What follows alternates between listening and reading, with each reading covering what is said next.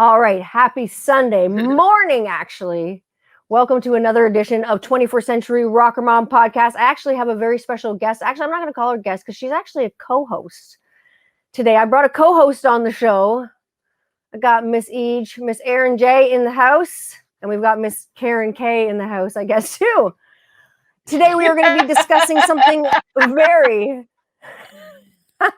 How you doing? How you doing? Living the dream, buddy. Living Good the old dream? Stratford, Ontario. Woo! Represent Yeah. Stratford. You got like God. almost no case count, so like fuck yeah, Stratford. Stratford's fucking out there killing it. So that might not happen though, because after they had in the news, like we had our quote unquote anti-mask, anti-lockdown thing the other week. What was that? Like last Sunday, a week ago. They had a little meeting.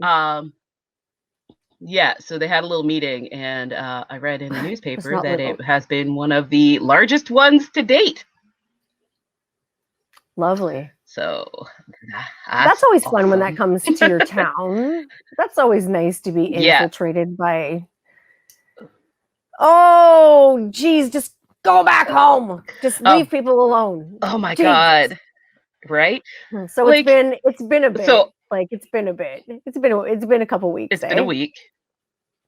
Fuck. Yeah. So in a couple weeks we're gonna see what happens. It's been a year. It's been a fucking year of a struggle. It's been 400 years. I'm like, it's been a little bit more than a year of a struggle for you. I think it's been a year of a struggle, like maybe for me, but I think it's been more of a year than a struggle for you. And that is what we are fucking talking about today on 21st Century Rocker Mom Podcast, because I don't think there are any uncomfortable conversations until you have them. Today we are talking about Black Lives Matter, something that is very, very near and dear to my heart, and something that I am very aware that I have and very upfront about. We're going to talk about white privilege and the fucking disease that it is on the topic of fucking viruses and COVID. Let's talk about the worst virus there is, fucking humans at times. So that's why I brought Erin on as a co-host, not a guest, because really she's here to educate you and me on all of this, because there is no one I know louder and prouder and more educated on this topic than Erin. So I thought she would be a perfect fit for this episode. So I'm really happy to have her on the show. So Erin, just tell us a little bit about yourself and your background, what you do, who you are. Let's drop it like it's hot. Okay. So my name is Erin. I am 42 million years old. So my back tells me. And I'm a single mom of a 16-year-old who happens to be on the autism spectrum. And I run a collaborative shirt business with a friend of mine that I started back in May, June, after the George Floyd incident occurred.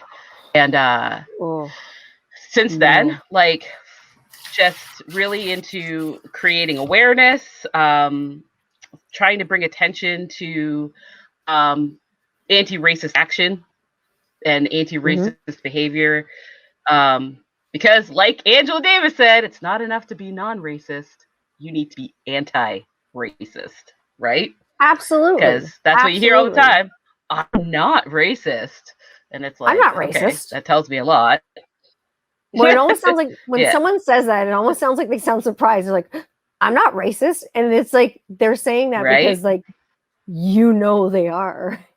I'm not a racist. It's like, oh yeah. It's a quick scroll through your Facebook's so going to tell me that you are, at least systemically. Yes. Mm-hmm. Mm-hmm. Yeah, it's just deep rooted. It's unconscious bias for a lot of people, because I know that I have tons of friends who they're not outwardly walking around calling people the N-word, right? Yeah. But they are the same kind of people that instead of when you're standing in a grocery store and you see somebody call a Muslim woman who's minding her own fucking business, waiting in line to get their groceries, and they make some sort of terrorism comment, and you're just like, oh, dude, dial it back. Like, Really? or you're Oh standing, yeah. like, if you're standing around, yeah, okay, like, we got a pretty, like, I wouldn't say a lot of Syrian refugees here, but when the Syrian Sure. refugee crisis was like in high peak a couple years ago, we got a Yeah, it was couple of bad. decent sized families, right? Hmm. Sure, sure. And then the mosque shooting happened in Quebec, Oh my and god, yeah, that so was they had a horrible.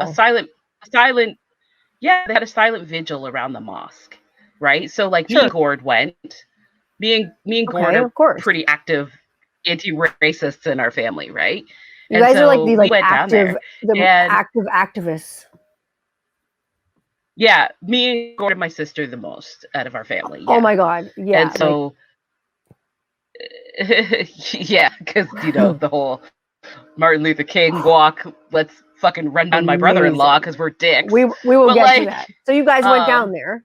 yeah, yeah. So me and Gord went down there, and leading up to that, like the commentary that people had for that community without knowing anything about them was so horrific. Like, and it's like, how ballsy are you as a xenophobic dickhole to be writing Mhm. that everybody from Syria is a fucking terrorist? Like, I'm pretty sure that 5-year-old on the bike who had freedom for the first time in his life is not planning on bombing you, you ignorant fuck. Like, it's People are crazy s- how and that emboldened people have oh, gotten, especially on and social media, like next level. bold with fucking ignorance and like so much white privilege. I think for me at least, the first step to the white privilege problem is acknowledging that it's a fucking problem, like anything else. And Mm-hmm. then acknowledging, yeah, it's a problem. White privilege is a fucking huge problem. And then acknowledging that you have it. And then what are you going to do with it? Don't be a bold asshole on Yeah. Facebook and then put a whole bunch of people under an umbrella term because one person did something that you think that they did when you're really not educated on Syrians at all. Yep. Like if you And knew well, anything. they do it. They do it to so many communities, right? Like they do it to the Black community as a whole. It's Oh, like so much. we're we're loud, we break stuff, like we're angry all the time. Like they do it to Indigenous It sounds like people. me It's actually. like Yes. you're at Break Please stuff White all the Chocolate. time. Black Rage.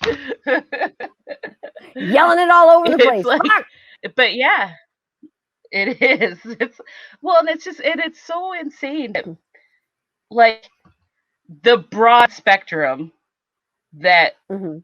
races, religions, people from other countries get painted with, like without anybody taking 5 minutes to be like, okay, so these people were persecuted and like mistreated for X amount of time. They didn't get the leg up that white people got in the system. They didn't get the leg up Exactly. economically, like with home, like family, nothing, right? Like families torn apart Like from slavery. demographically, nothing. Yeah. Nothing. They got Yeah. Like, no access to anything that white people got access to. Zero. yeah. And so like it's like that whole building a generational wealth thing. Yeah. People are always like talking about how racism isn't a prominent thing anymore because everybody has equal rights. It's on paper, that's fine. But it's So that another must case make of it like, true. yeah, exactly. It's like the action speaks louder than the words because there's still a huge wealth gap between whites and all other races. Huge wealth Absolutely. It's gap more like the Grand because fucking they Canyon got, fucking wealth gap. yeah, because they got generational wealth. Like it's like when talking about that thing with like tracing family histories, right? Like most Absolutely. Black people can't trace their family back past like slavery. You're right. And You're absolutely white people can trace it back horrible. much further than that, which is tracing back their wealth, essentially, as Yep, well. that's exactly, and their privilege. Yeah. You're privileged to be able to Yeah, trace back your 100%, roots because that far. That's privilege.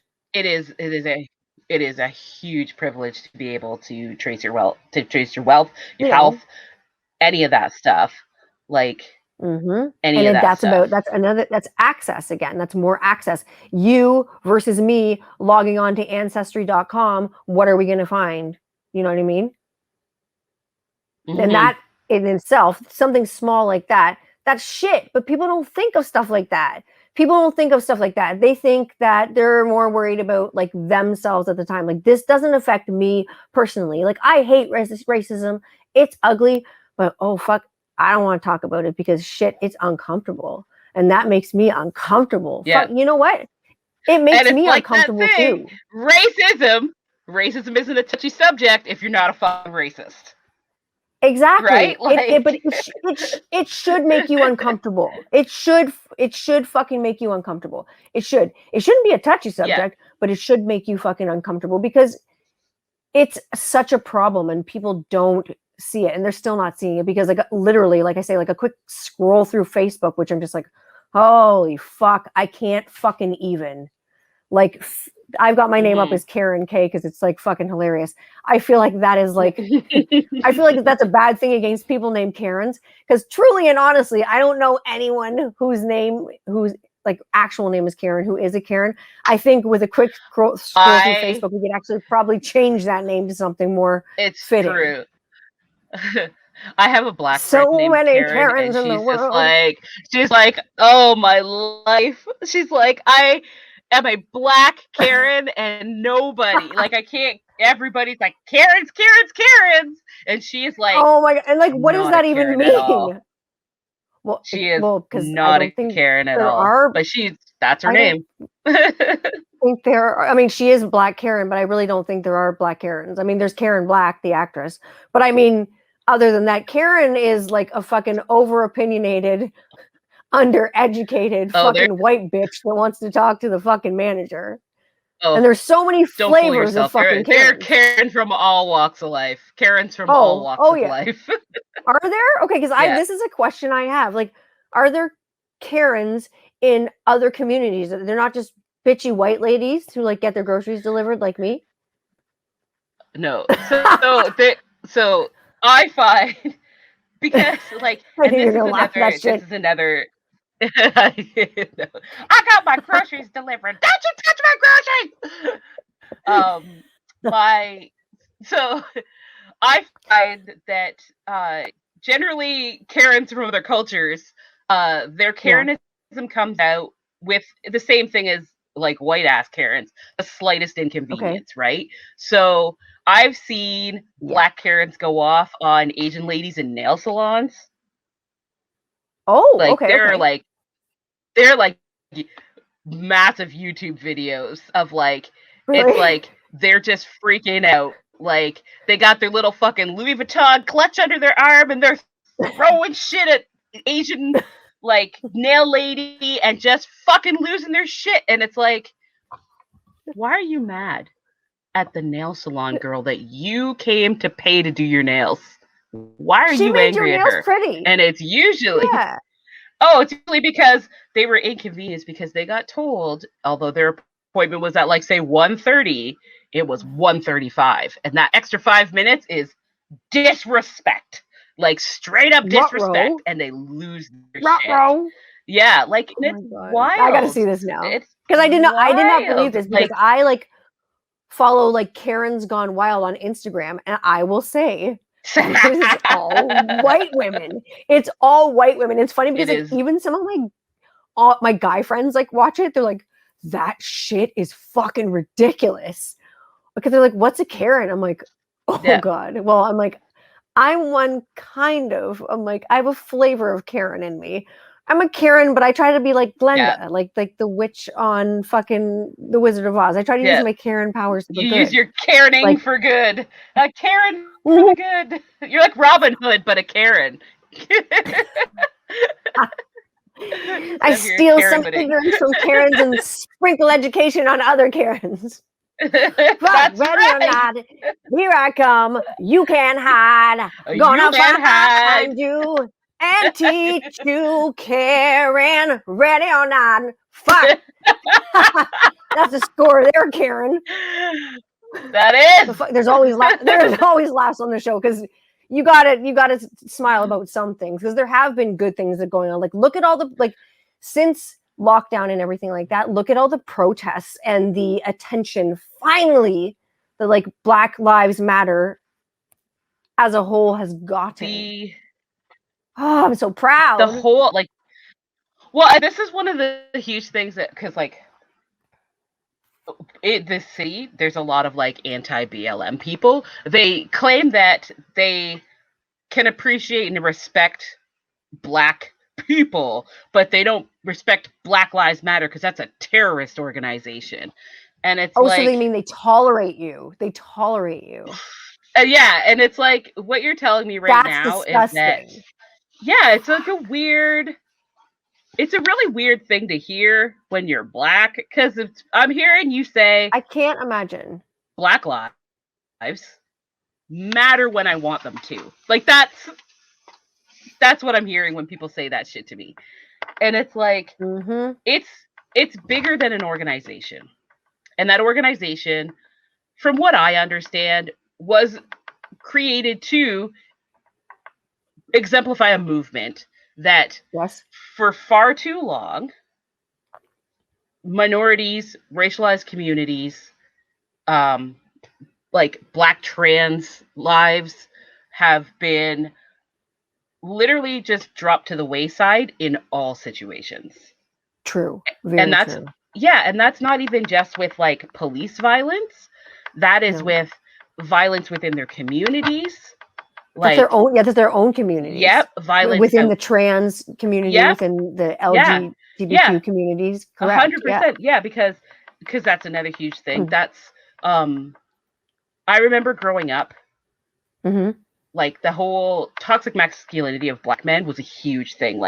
It was weak to show emotions. You had to be tough. You had to be gangster. You had to be on your shit, right? No crying. And I can only imagine growing up like that would be whack as hell. Oh my God, how could you hold all that in? How? Yeah.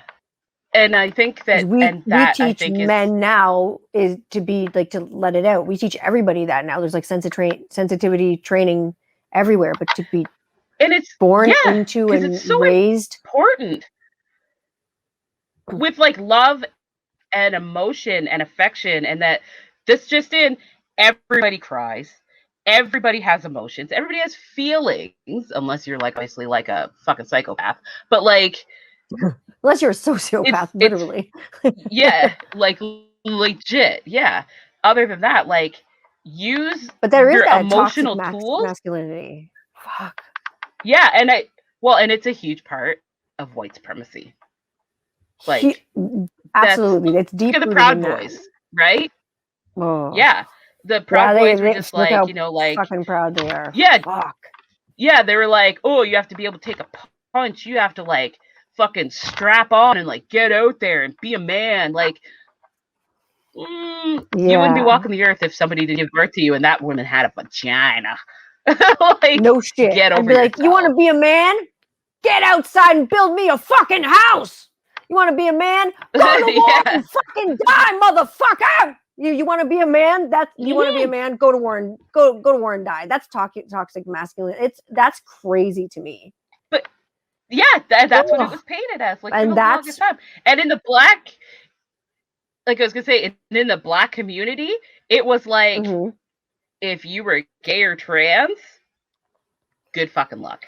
Uh-oh. Right? Uh-oh. Good luck surviving. Yeah. Fuck. So. And that is so heartbreaking.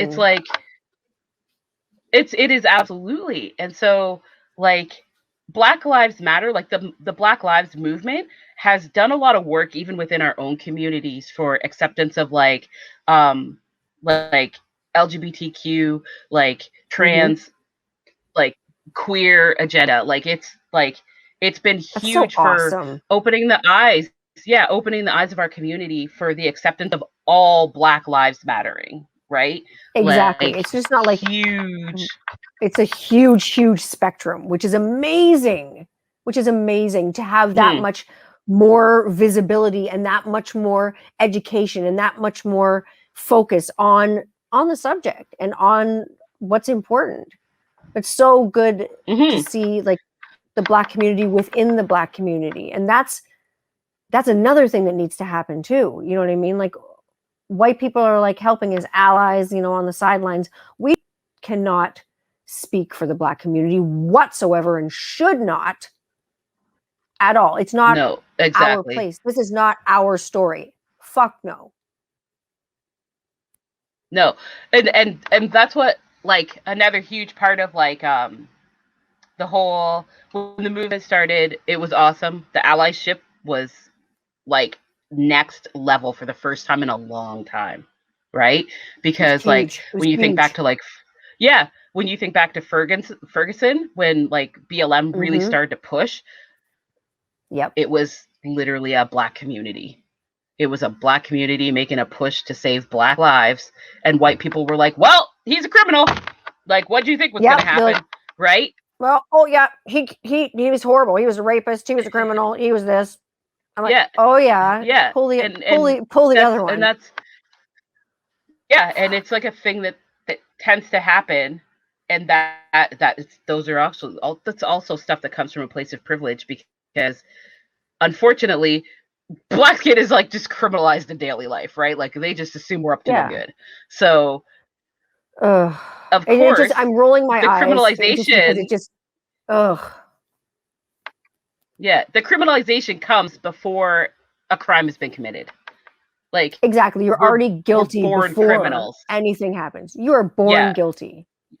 Like you and I were yeah, talking the other like day about like 100%. taking a walk, like taking a walk or like taking a run and like being carted basically. Because I was fucking fired Mhm. the fuck up fucking I don't know how many weeks ago it was because I had called you because we got stuck into lockdown again. And I had called a lot of my BIPOC friends because the first thing that was on the news was, hey, guess what? Doug Ford is turning Ontario basically into a police state.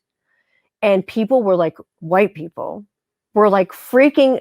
I'm telling you, the BIPOC community didn't say fucking shit. I will say that right now.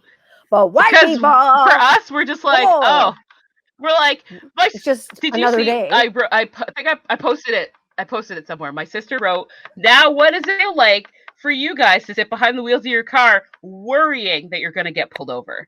Like, Mm-hmm. welcome to our world. Like, I know this. Welcome to Cribs. we've been Welcome living to my this for house years. Yeah, forever. and like, Or welcome to going for and a that's walk like, and getting carted. Hey, what are you doing? I'm going for a walk. Well, you don't look yeah, like you belong here. That's not happened to me. That's not happened to yeah. me. I I've cannot say I've had that experience. That is fucked. it hasn't it hasn't happened to me in years. Like in adulthood, it has not happened so far. But But when I it's was happened to younger, you. But it's a happened to you, and that's lot. what's fucking wrong. That's what's wrong with the Yeah, fucking. That's what's wrong with the fucking system. It's upside down. yeah. And the fact that it happened to you Like when you were younger, the like some of the tell most me. recent it, some of the most recent situations of like racism that I've encountered in our city. Mhm. Our city is really pretty white too. Um, Hello, I live in London, I when also our very white. right, super Brrr. white. It's like a white Uh, tornado of fucking when snow everywhere. it's a snowstorm 24 hours a It day. is. It's a fucking When snowflake I city. Holy shit. when our Walmart Mhm. first opened, um, Mhm. I went there with my mom, and as you're fully aware, my mother is Sure. white. Um, Mhm. so we were just shopping, and when Yeah. we shop adjacent to each other, people don't know we're together. And You guys so look the same. we were standing in like You guys look the same though. Like, not to other people because they see my skin color oh, first and everything else is to follow, right? So I'm standing oh, there, obviously my winter coat, is pretty hood. Yeah. It's a big black parka for trim, like the whole nine, right? Like if I had a pair of Tims, I'd be like, DMX, what? Like, oh yeah. Oh, so bless. I'm standing there in my parka. I'm like looking at shirts because it was like close to Christmas, and I'm just like thinking about what I'm gonna get people for Christmas and stuff, minding my own business. And I look to the side, and I see this like sort of like petite, squirrely woman who's just kind of like peeking out from the rack, and I'm like, you know, when you're like startled when somebody like sneaks up on you, and you're like, whoa, what are you doing here, right? And Where like, did you come from? Okay. Yeah, so I just put the shirt down and I was like, weird. And so like I kind of walked around to the other side of a rack and there she was again. I'm like, like what is this woman doing? And I was like, okay, maybe it's just a coincidence because it's like a gaslighting situation, right? Like I'm starting to think I'm crazy and I'm just assuming she's following me because she's folding articles of clothing in and around my area. I'm not. So I like, yeah. So I'm like, okay, I'm gonna go look over in the men's section because I got to shop for Gord too, right? So I go towards the men's section, and there's like a wall in between. Yeah, there's like a wall in between, and she was folding shirts on the women's like table thing. So I walk like 2 aisles, like a wall, and like 2 racks over to like these like sweaters and stuff. And that's what you're doing because you're watching me, like. And I'm like, okay, I can't be crazy. Like, am I crazy? No. So this was my final test. I walked through the men's section, around to the underwear section. I weaved the underwear aisles and came out by like the jewelry counter. Boom! Oh, there she is, end of the jewelry counter. She looks winded because I know she was like, fuck, I lost her. She was fucking she's like booking that shit. Right? And so she's like, I come out there. She's heading for the jewelry counter. Yeah, she fucking moved her ass. Yeah. Like, I'm looking for the Rolexes. Like, totally. We both come out. Look out for her. We come out parallel to each other. So, like, she comes out from a wall, like, right beside me, and we, like, lock eyes pretty much. And she's like trying not to make eye contact with me. And I'm just like, okay, just so you know, clearly I'm here to shop, not to steal shit from your fucking store. I yell this at her as I walk across the aisle into the grocery section where my mother is, because I'm fucking over it. Like, fuck, that's ridiculous. Good for you, though. I would have lost my fucking shit. I'm like, thanks. I don't want your fucking cubic zirconias. Get the fuck out of here. I'm buying groceries. Fuck you, Walmart lady.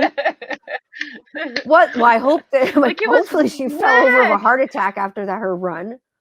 She chased how can you chase through a store? That's pathetic. That's pathetic. That's fucking disgusting. Yeah. I'm just like, what?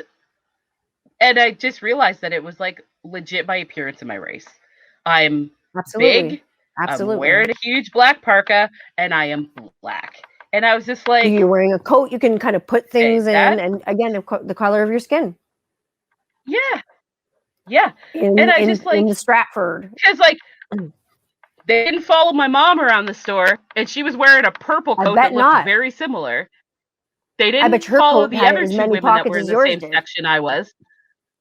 Yeah, because it was legit like a purple version of my coat. Like, well, it's because they're white. Yeah, that's why. It's like it's when they say it's not black and white. Yeah, it is. Because sometimes it is. It's whack ass shit like that. It's just insane. That's like disgusting. I think I told you the story. So I was living in Stratford, and I owned a business with a friend of mine for a short period of time when we were like our late teens, early 20s. And just starting out entrepreneurship. Yeah. And so it was a cafe, and we had taken it over from a friend of ours who had left for a little while. And he came back and he reopened it anyways when we like shut it down.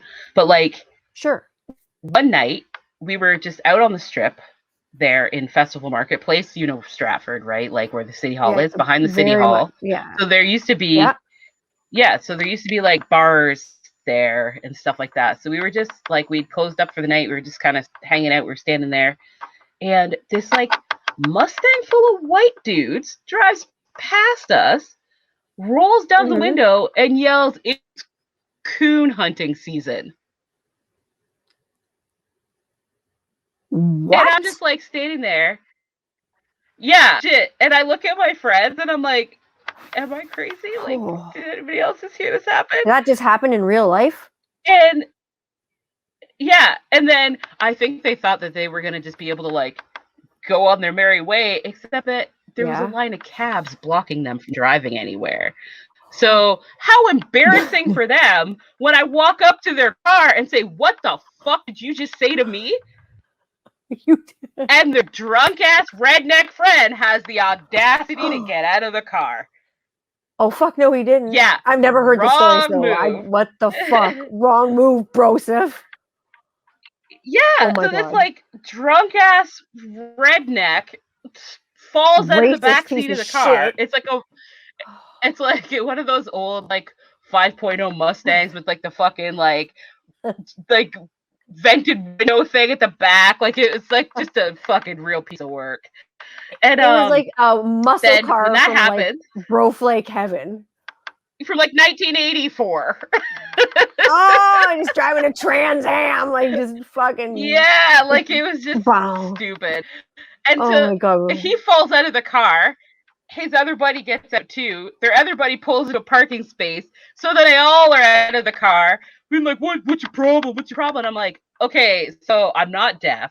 You guys just said it was coon hunting season.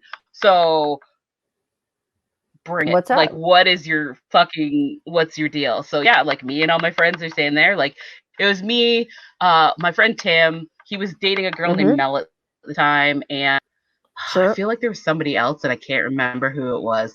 But like was the equal numbers of folks, like of people? Would it be a pretty fair fight? Like yeah, I think it would have been a fair fight.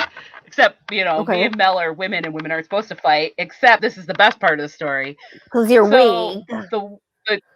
The super drunk guy is just like in my face or whatever, and I'm like, get your fucking hands on my face. Like, who the fuck are you?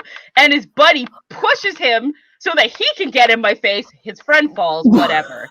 He pushes me. I slammed into a parking meter and just smashed my elbow on this parking meter. So I was just like right in the funny bone. And you know how that like paralyzes you for a second, where you're like, ugh! So I'm like this. Because it hurts when that so happened, fucking bad.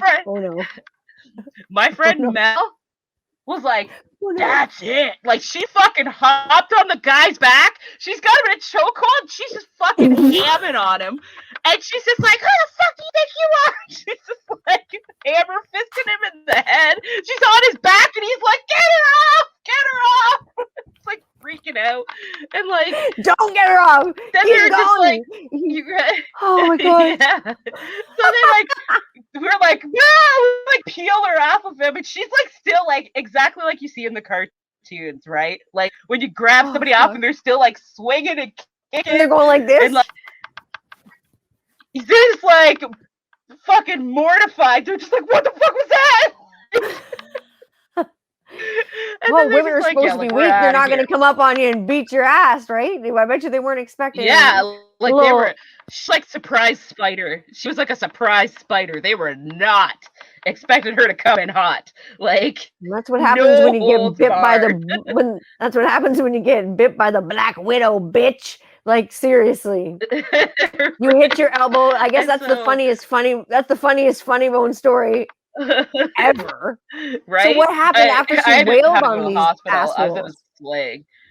Yeah, so they got all freaked out, and they like it was a big enough commotion that people stopped and looked. And at that time, we noticed 2 police officers on bikes, like a half block down. Are you serious? Just watching it. They were there the whole time. Oh yeah.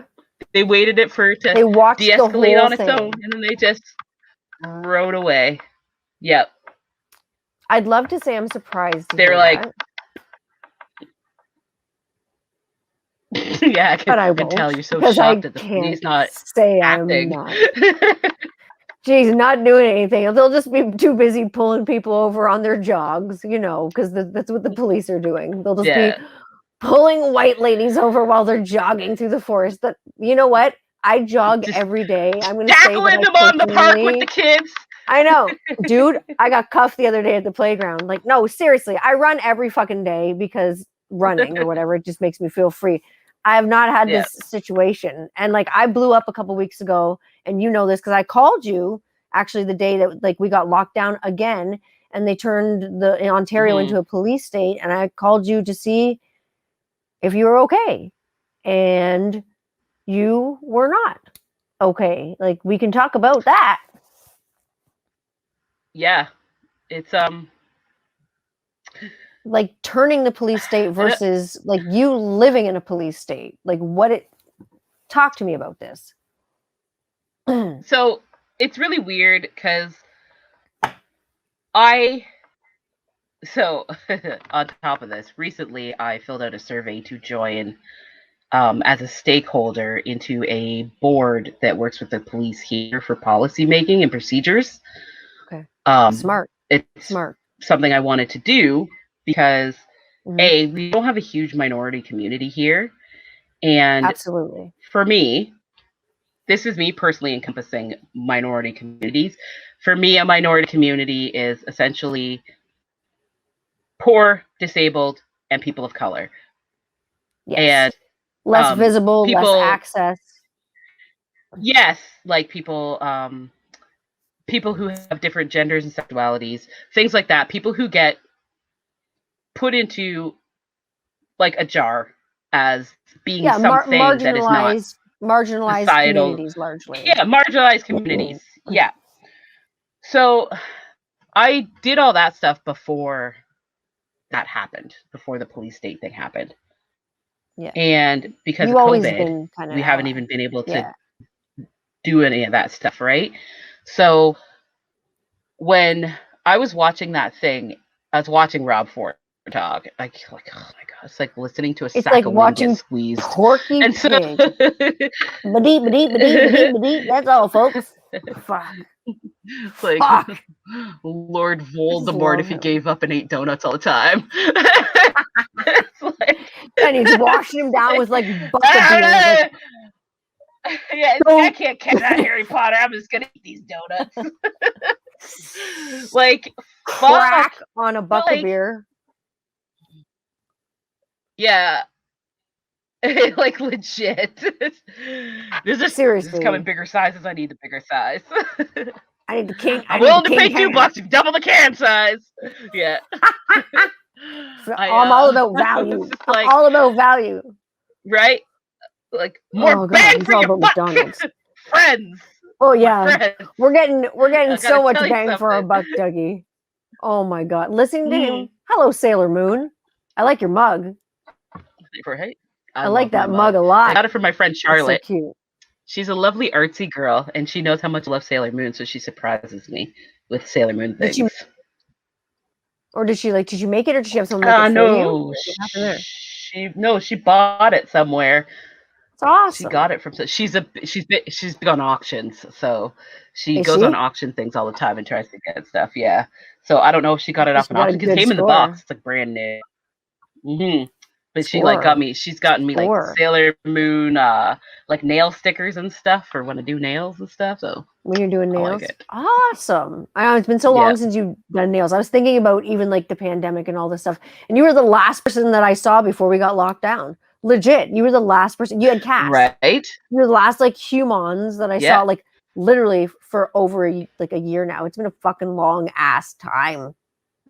It has But been the a conversations have never stopped. long year. No, The and conversations have and never that's stopped what I think is ever. important. So this is what a huge part of the pandemic I think has um because people have been forced to actually watch the world. Yes. I think that was like a borderline moment of awakening for a lot of people when the George Floyd thing happened, because Oh my God. usually Yeah. they have the option to just distract themselves outside of home And Sure. in May, we were There's still so many pretty locked distractions. down. Very. Yeah. And so it's May long weekend. So it was a holiday weekend here. Is it a yeah, it's a Mhm. holiday in the States for them too, isn't it? It's like Columbus Day or something crazy for It's them Columbus over Day. there. It's What is it? Columbus Day. No. Is it? I know is Yeah. it a Flag So they're Day? made Or yeah, it's something like that. I Rob will can't know. remember what Rob will know American because he's holiday like is. But they he's a dual citizen. He'll know.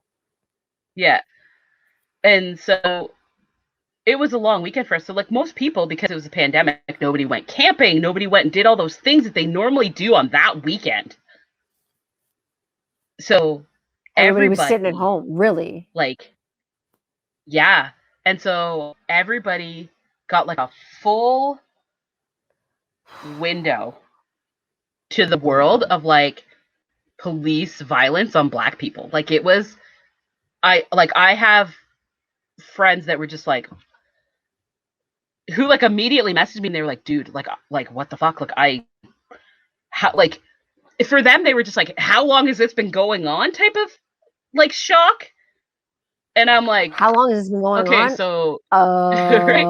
I'm like, do you remember How long back you in like got? 1400 something when a bunch of white Yeah, guys exactly. landed on a beach in Africa and they were like, fuck these people.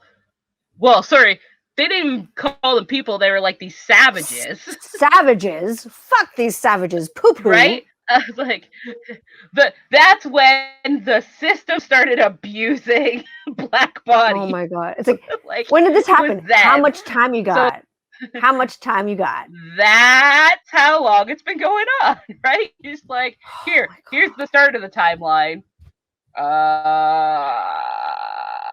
Right? Like, and Exactly. so That's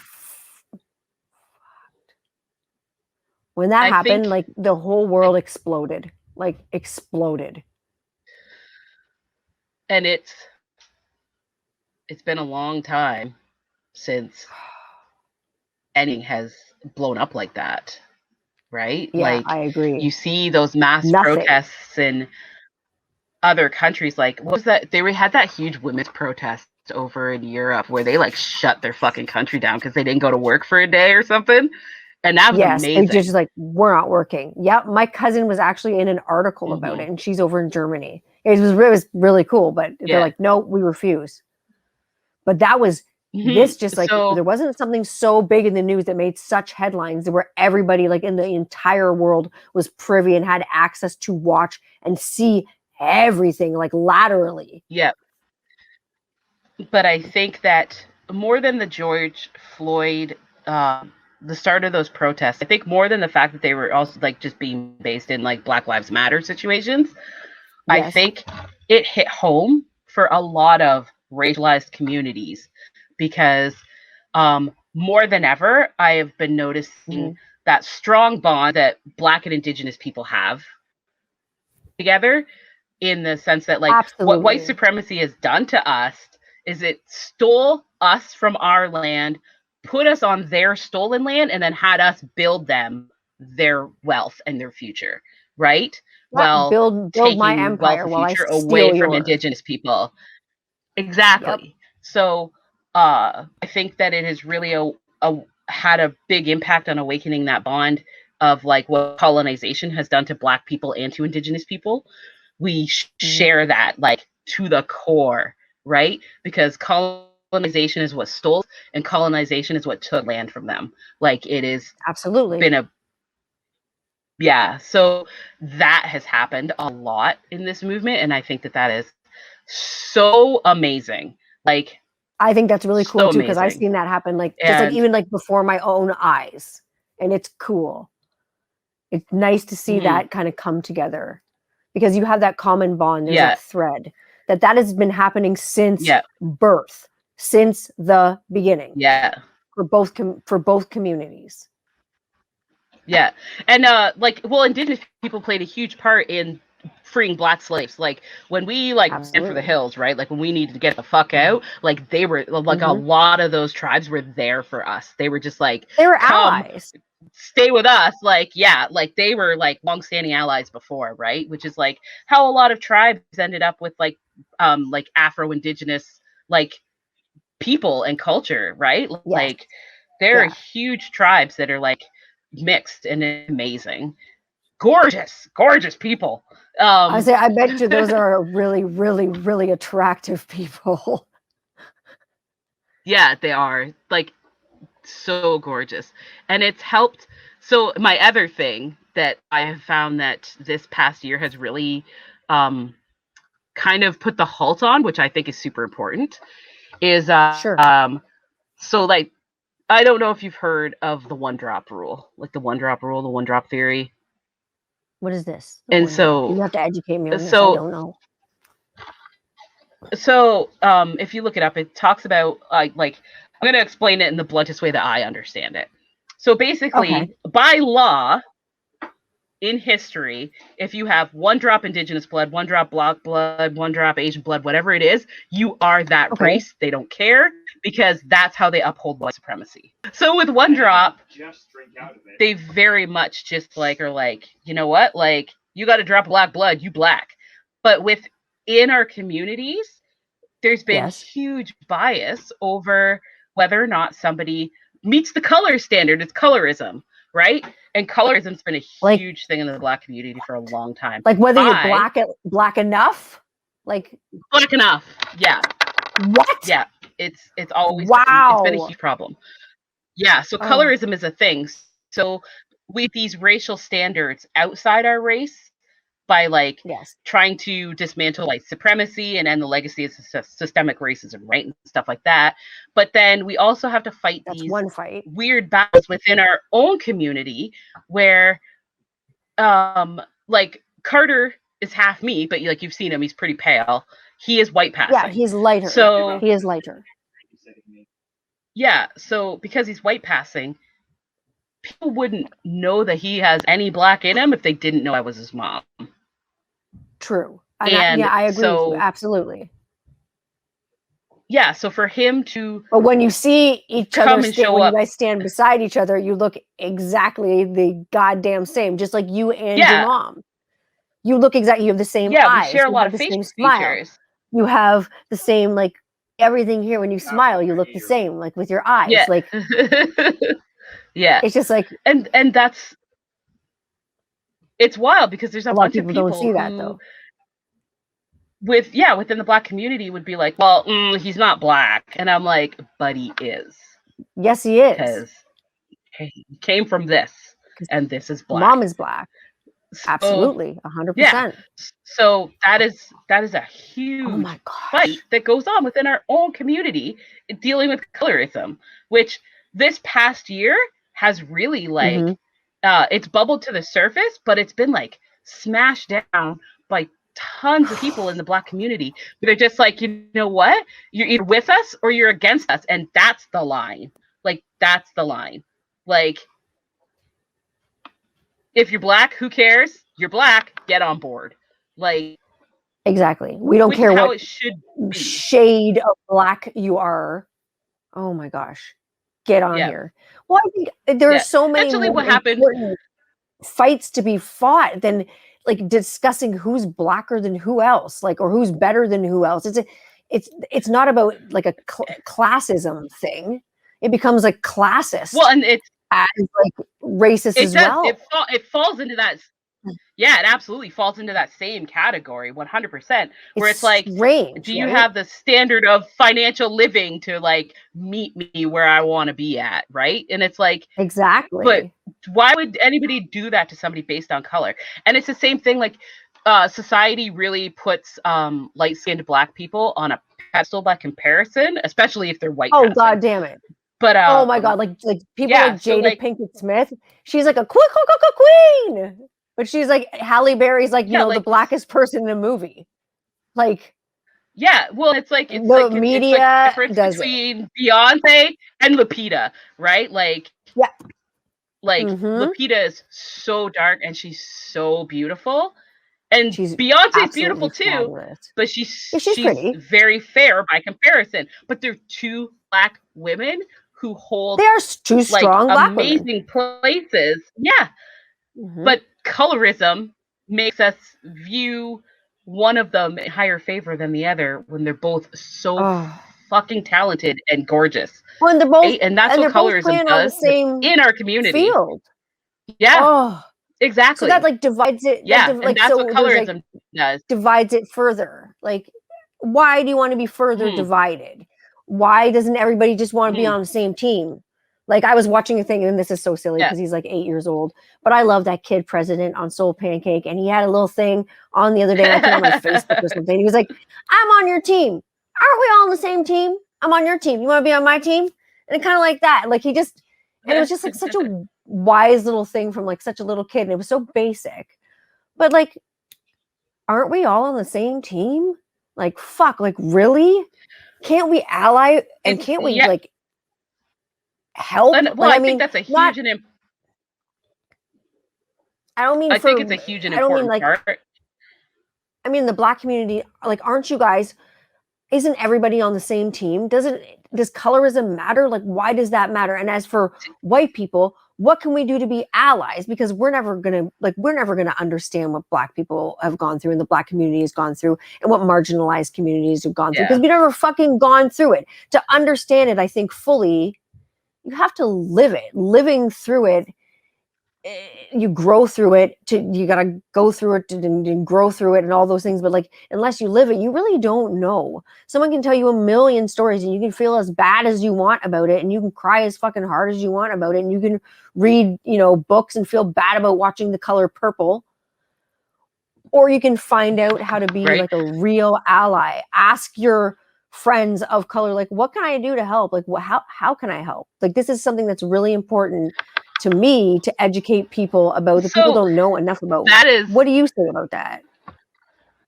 so for me, that's another huge thing. Like, I love my friends, and I know that they care about me, and I know where a lot of Yeah, them stand in this situation, right? And like, I'm not even absolutely. gonna lie, like 99% of my friends are the same way you are. They're just like, like, whatever, like, fuck it, Karen, I'll call a bitch out. I'm over it. You're being racist. I'm gonna call you on it. And that's Yeah, just what say we it. need people to do. We need people to listen and learn and advocate. And if you can't, like obviously it's hard and it's uncomfortable for white people to kind of navigate that space that leads them into being anti-racist. It is a lot of, Sure. like you said, acknowledgement of your privilege, because a lot of people, when they look at privilege, they're like, I grew up poor, like, I don't have any other better things than you do. And it's like, no, but you've never had obstacles thrown at you for your race. You could be poor and Exactly. have You may obstacles have thrown in grown front up of you. poor. I also had to fight those. Exactly. Yeah. But Try adding like another flavor in to it, the, and then another yeah, layer and another and that's just layer. it. Yeah. It's an extra obstacle. So you may only have to hop one Absolutely. wall because you're poor. I have to hop two because I'm poor and black. Or Right. maybe And 6, it's, because you're also female. yeah, like, So like, yep. you know what I And mean? it's, Like, add yeah, a few it's more just as walls. simple as stuff like that. Add like, but there's other Yeah. things too. It's Like, just as simple as stuff like that. you grew up with like a single mom. You are a single mom. You know what I mean? Add some more fucking hurdles to the mix. You know what I mean? People Yep. just don't Um, get it. It's like an onion, man. You just peel back the layers. yeah. Yeah. And I try really hard, like, because I don't, what's the word I'm looking for? I don't like victimhood. I understand that Sure. there are victims of situations, right? Um, but Absolutely.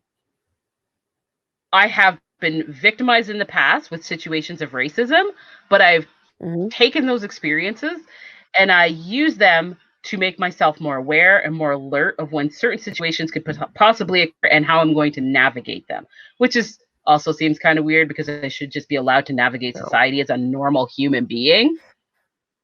But In a like, perfect world, I that is wish. something, Oh my God. yeah, but that's That is the something world that that I want to my move past to. experiences, yeah, but that's the utopia, right? Where we're all just kind That's of behind me. fucking being Do you want to alive, go? and it's right. Let's build a rocket ship and go. Let's just go now. Right, just fucking going on a trip. in our favorite rocket ship. No, we'll just Oh, build a Lord. world of our own and all you racist motherfuckers. But like, Like, how does a white person sometimes make a transition to being anti-racist without being racist in the interim? There's that weird right? line And for like white people that's like, oh, because they'll tell you they're not racist. And exactly, I absolutely. I'm wholeheartedly not. don't, yeah. Well, and that's the thing. Like, I don't think that most of the white people I know are actual functioning outside racists. But I True. think that many people hold implicit bias, like Mm-hmm. unconscious bias, and Absolutely. prejudices that they don't Mm-hmm. recognize until they acknowledge them, right? That's a huge part of moving forward, is acknowledging, like you said, your places of privilege, perhaps past like indiscretions that people could have made, Bad right? Because behavior. that's the other thing. Exactly. I'm a huge supporter of, like, when you know better, you do better. So if I see Exactly. somebody who has Don't get done bitter, horrible things in get the past better. and actively, Mm-hmm. yeah, who actively want to change and get better and work on themselves as a person, I am completely on board for them to get educated and change, because, and it sounds crazy, those people hold a lot of power to change other people. Like, Yeah, because they hold like they have a lot of like influence, I guess, over other people's yeah, opinions and exactly. because they also have the I know what you're ability saying. to work it from both sides. Yeah. So it's like think about, like, there's that crazy black guy who goes around and like talks to Klan members, and like if he Oh, sways them to quit the Klan, he like gets to keep their robes. Have you seen that dude? yeah, I know Yeah. exactly who So that it's is. like, I'm like, this is crazy because I'm like, this guy's got balls the size of fucking bowling balls. Holy shit. yeah, because But it's so where's that? important. It's so dangerous. Was it in that? Have you seen that alt-right documentary? Which one? It's I I think it's called was alt-right, gonna like the see. alt-right or something like that, No, it's called or All like Right. No, I Rise have of the not seen alt-right it. or something like that. The last like Basically, well, first of all, what they is it? follow fucking Must do Richard this. Spencer for a day. That dickhole. They Fucking follow him for a good old day. fucking A day in the Richie life Spence. of Yeah, Richard yeah. Spencer. Oh God, I But they can't also even follow imagine a on the day in other the life. side a black guy who works with Antifa. Awesome. So Okay, okay. they Okay, follow this now is them palatable basically for me. leading up to, like, yeah, like basically meeting up to like what happens in like North Carolina. Okay. Fuck. So Really? it's a really great documentary because Okay, they I'm writing this show down. like pretty decently both sides of that coin, because they follow both Mhm. sides of that movement right up until like the day that the people like Fuck, but everything just like went meet up. boom, bitch. Yeah. And I Fuck. think, if I'm not mistaken, it's in that documentary. They have a meeting in a bar with that guy who collects Klan robes, and he meets with Yes. two other black activists, and Okay. they're kind of upset with him because they're just like, why are you wasting your time on these white supremacists that don't think highly of you at all? Like, they don't think shit of you, dude. Why are you wasting your time on them? And he basically is like, he's like, because I think that all humans are good, essentially, Oh. and that some people just Yeah. lost their way, type of thing. And I get that, but I'm also realistic, and I have the same thing where I've blocked numerous people on my Facebook as of late, because I'm just like, listen, Same. I I can't. cannot get behind your weird kind of racist shit that you're putting out there. So, Yeah. I can't get right? it either. I And can't. so, I'm like, bye, Felicia. mhm. Literally. So I I sometimes, when I'm observing, say somebody who's my friend, because there's nothing worse than I hate when people are like, well, you just can't go around unfriending people and think like, how they're not gonna know why. It's like, I feel like Mhm. they should know exactly why somebody like I'm pretty me sure unfriended they're somebody gonna like know them. why. Yeah. Yeah, but like it's like if So they don't know why, that's even a bigger fucking problem. Like, That's a really. huge problem, right? So And then it's a good thing I you unfriended them. well, yeah, so I'll take into consideration the person that I'm looking at and whether or not, and it Mm. sounds so judgmental and weird to say, but whether or not it's worth reaching out Mhm. to say something in rebuttal to what they've stated and hoping Yeah. that their empathy comes through and they see it from the other side. So Yeah, like, I've only are done you that gonna like, fucking fuck with your value and put your value on the line to educate this person? Or are you just yeah, gonna be like, "Ghost, yeah, goodbye, racist." I get it. I get it. because that's the other hard thing. It's so exhausting. It's super exhausting, right? It's a lot of mental gymnastics to I bet. lay out the reasoning why somebody shouldn't say or post something that is inherently racist. Like, it's But just the fact that, not like, you good. have to do that is ridiculous. Like, this is why you shouldn't have posted that. It's like, I shouldn't have to be the one sitting here telling you you are insensitive, racist, fascist, ageist, classist, whatever you are. How come you don't Yeah, know? You're ignorant, motherfucker. That's why, because you're ignorant as yeah, fuck. And you just for me, the true definition of ignorance is just like not wanting to be any better. Like now, like you're saying, even if people have done like shitty things in the past, they do hold a lot of weight because now if you know better, then you have a tendency to do better. And I think that's a big part yeah, of like educating people. So when they know it, they'll yeah, do it. It's like they get into that routine. Like you and I were talking about the other day, like kids need a routine. My kid's routine is not to be fucking racist. I had my 6-year-old was crying his ass off during Black History Month and stories in school, and he's in grade 1 doing virtual school, and about Black slave children being there was a story in a book about Black slave children being torn from their parents like leaves being torn from trees. And he came out of his schoolroom the one day flooded, like absolutely flooded with emotion. And you know how emotional he is, and he has a big heart, and you know what we teach at home. yeah. We're a pretty loving household. We accept everything. And he just was like, "Mommy, I just can't believe that they just because." I said, like, "What upset you, buddy? Like, what made you upset?" I thought he was upset because it was like an anxiety thing, like being away from your parent. I was fucking so wrong. I was Hmm. so way off base. He was like, "Mommy, I just don't understand why just because of the color of someone's skin they could just think that they can take them away from their mommy and daddy, and then they don't ever get to see him again." It was the story of Henry Box Brown, actually. And he lost his fucking mind. And it shows that like there are some people that are sensitive to it, and there are some people that are not. He was Hmm. so sensitive to it, in fact, that his teacher called me and was like, "Is he going to be okay?" I'm like, "Oh, he's okay." I'm like, "He just really woke." And like it took a lot of Yeah, crying, but like she didn't finish the story with the rest of the kids in the class because obviously they were too young to understand. They were even scared that the kids got taken away from their parents. They didn't see the injustice, and it didn't bother them. It was weird to me. And see, like and my kid, of course, was like, "Mom." yeah, like, because and yeah, he holds a lot of empathy. Like, he's an old soul. Like, Oh my god, he's he's definitely an so old old. soul, He's right? ancient. And I think it's first of all amazing that your kid is even being taught that he was even taught anything during Black History Month. Because, for instance, when I was in public school, like, yeah, I'm 42 Hmm. now, so when I was in Yeah. like grade 1, 2, 3, like the bare minimum, it's like generally we talked about like Martin Luther King for a day, and then it was like over, right? Yeah, It's like they I only ever agree. let you And talk as you got about older, the good guy in Black history.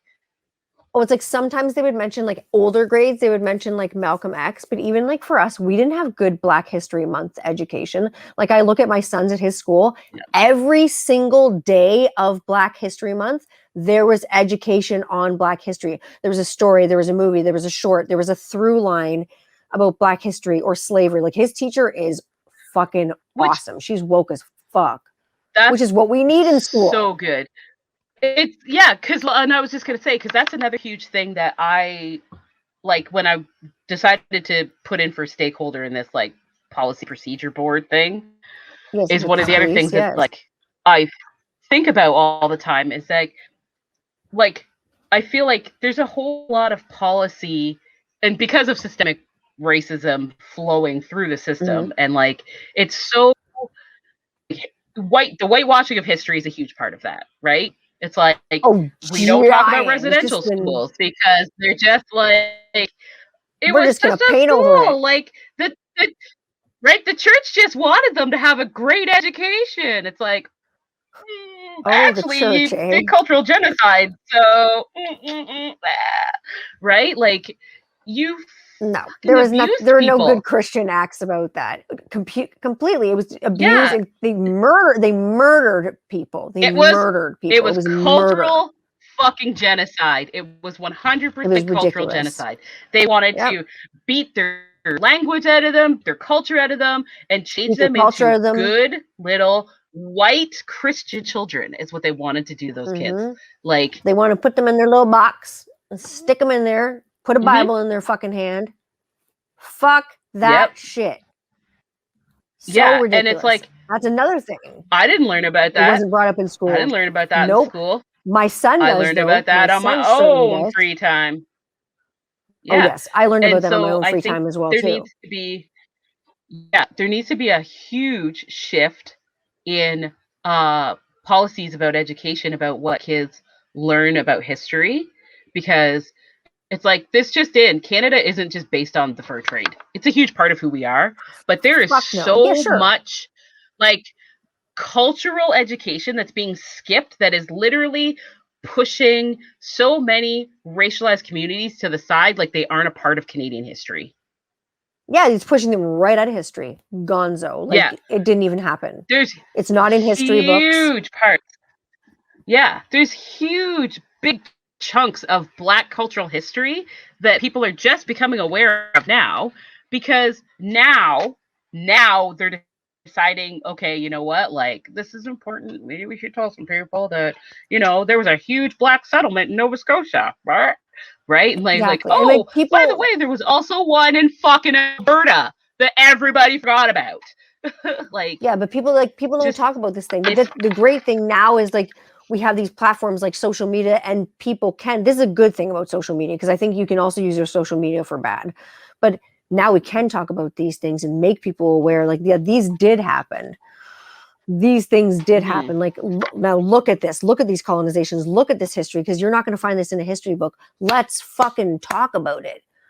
Let's talk about it. Yeah, and Because I mean, there I are think the history books that you're going to huge find them in, but not in school. yeah, and I think that um because it's like I don't know if you've ever heard me say this, but it's like because it's everywhere. Like they say it on in social media all the time. They just talk about like when it comes to racism, people have this weird idea that children are somehow too young at certain ages to learn about racism. Like they won't understand it. Well, Children are there colorblind. are No, they're not. if a kid is old enough to experience it, other children should be able to learn about it. The very first time that I Mm-hmm. got called a nigger, I was a fucking kid. I was a little kid. I was in like grade 1 or 2. Like, What? By a peer? so by an adult male who didn't like that What I the was friends with his kid. fuck? Like, I'm sorry. yeah, I'm like, sorry. well, like you don't have to apologize because you didn't do it. But like, yeah, like I can't even fucking believe that right now.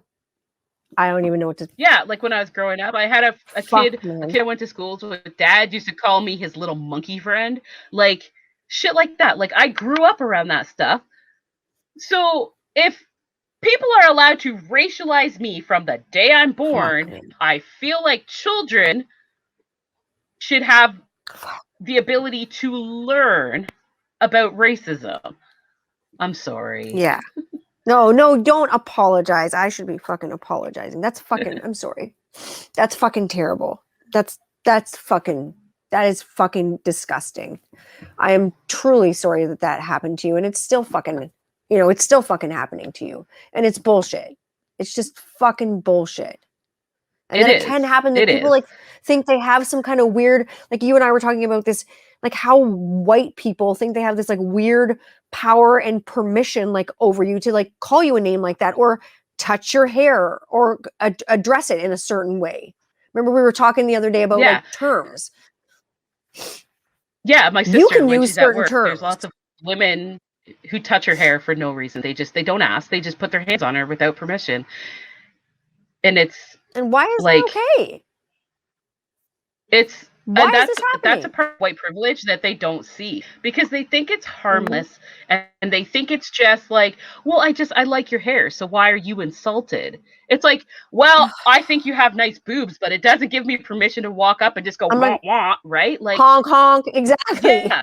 Like you got a sweet pair of tits, but it's body autonomy, and it's weird. It is. Like Absolutely. If I had just walked up. Yeah, if I just walked up to some white woman who was sitting at her desk and was like, and like smelled her hair, she'd be like, "What the fuck, dude?" Like, I would watch that TikTok channel all fucking day long. Right? Like, oh god. But I know. Should the tables have been turned? Like, so, like, what the fuck does your sister like even do? Like, what do you even do? What do you do? Well, you like, are you frozen with toucher, fear? So they're already I know breaking some serious with her because she does not like touching, right? So she's just like like you can from like 4 miles away hear her neck bone just collapsing, like she like shrinks down into herself, trying to like turtle into her body. Oh, poor thing. God damn. Yeah. Oh fuck. I don't like, understand where the privilege is. Like, I'm just gonna touch your hair. I don't either. Different than mine. I wish I knew because these are the same. But that's the other confusing thing is that these are the same kind of women who are like 100% on board for body autonomy. They don't want anybody telling them who can touch them or what they do. They don't want some man on the street telling them to smile. But for some reason, they're allowed to come up and be like, "Oh, I love your braids. I love that." That's okay when it's another woman. And just like molest. Yeah, like molest my hair for 20 minutes. And it's like, don't touch me. It's fucking not cool. And do you know how long this took? If you fuck with my hair, I'm going to take one out and strangle your ass with it. Like, fuck right off. Right? Like the old Colombian I would not want to be exactly. I would not want to be in anyone's office where I had a girl who played with my hair as a kid, and this is so funny that you said this. It like triggered this memory of me in like grade 1. And this guy had very, very blonde hair as a kid, as you can probably imagine. I was like towhead child, and this kid used to sit behind me, and she used to play with my hair, and she used to be like, "I love your hair. It's just so blonde. It just reminds me of Goldilocks." And she'd play with it all the time, and it would just always make me feel so weird. I'm like, why? And even in grade 1, I was like, why are you touching me? And I get the feeling that your sister has with the stay out of my bubble, but the fact that like she's female, so these women think that it's okay, but then the fact that she's marginalized too, so like we're just going to touch your hair because it feels different than ours because we want to touch it. Yeah, it's a whole ass weird thing. That's a really weird, to me it's very strange because I've never done that.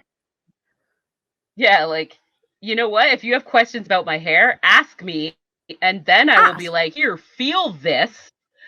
But like, like I've had people ask me questions about my hair and ask if they can touch it. Like when this is like fake hair in my hair right now. Okay. But like, you know how sometimes I've put yarn? I've like done my hair with yarn. And you'll put like colors like the red. I love when you do red. Yeah. Yeah. So they were like, "Oh, your hair feels like your hair looks really cool. Like, what does it feel like? Is that real hair?" And I'm like, "No, it's yarn." And then I pass it to them to touch. Yeah, you like, here, have a touch. The kids want to listen to rap, but I'm like, I don't know what to do with N words. It's not so much like F's because like they're like, I'm like, don't say the F word or whatever. But like N words, like how do I as a white mother like explain that to my children? So I'm like listening to it in the car, but I'm like looking for something, and I'm like, hold on, I don't know where the fuck I am for a second. I need to turn down the music so bad. And I was listening to like a Dr. Dre album or something, I was probably listening to like Still Dre or something hilarious, but like just something the kids want to listen to in the bath all the time. And I'm like, guys, like they want it. The other day, like Harrison was like, "Oh, can we listen to Jay-Z?" And I'm like, because I like, I like I metal, love of Jay-Z. course. I'm not even gonna So, and I lie. love Jay-Z and like the Black album. Like, I remember telling people I would listen to the Black. I'm like, oh, I love the Black album by Jay-Z. I'm like, it's so fucking like metal. It's so fucking hard. And people are like, huh? Are you talking about rap right now? I'm It's like, so yes, good. I am. Have you fucking heard the Black album? It's Yeah, hard as fuck. It's like it's one of the most like metal, I it's would say, fucking good. Black albums I've ever heard. It's amazing. Like it is It's good. super So it's good. like if I'm gonna listen to that, I cannot put that on at bath time. It's a little Well, it's a do you know what little I was gonna out there for the kids. What were you gonna say? understand? I was gonna say, I was gonna ask you. So I remember, so growing up, I've always been like a rock hardcore metal kid. Like that's always been my jam Always. too. And Yeah. culturally took a lot of flack for it because Mm-hmm. I Of didn't course. grow up in the hip hop culture, You were except that like a I little hip did. hopper. I love hip hop. Like I always have. Yes, you I do. love conscientious rap, like all that stuff. And then like I was gonna ask you, like, did Fallon do that? Like when she was a kitty and stuff? Like did people be like, weird, you shouldn't like metal? Like, do you know what I mean? Like that's something I Oh yeah. wondered. Sometimes yeah, some people were like they definitely looked at her like with color and stuff like that, like definitely on the brain. But I Hmm. think sometimes because like her hair was dyed, people didn't think, and all they saw was like girls with guitars. Honestly, I think that race at that time, and Fallon again is very lighter skinned. She's light colored. That it kind of went out the window. The race card kind of went out the window because it was like bitches with guitars and slutty outfits. Woo! Let's check it out.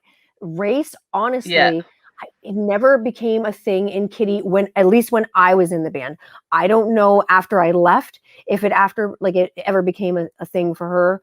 Like being raised on, like you say, you like what you were like big into like metal and stuff like that. When I like music for me Hmm. as a kid was all like I was raised on like a lot of like black music. I was raised on like the Ronettes, and I was Hmm. raised, we were like Spanish and black. I was raised on like the Supremes. I was raised on rock and roll, like Chuck Berry. Like when people think of being raised on rock and roll, I think of stealing because I think of like things like growing up and, for instance, listening to this is another white privilege thing, listening to people like Elvis and him having a big hit with like Hound Dog. But most people don't know Yeah. that like I don't realize that. Hound Dog was Yeah, that actually that big black lady wrote that.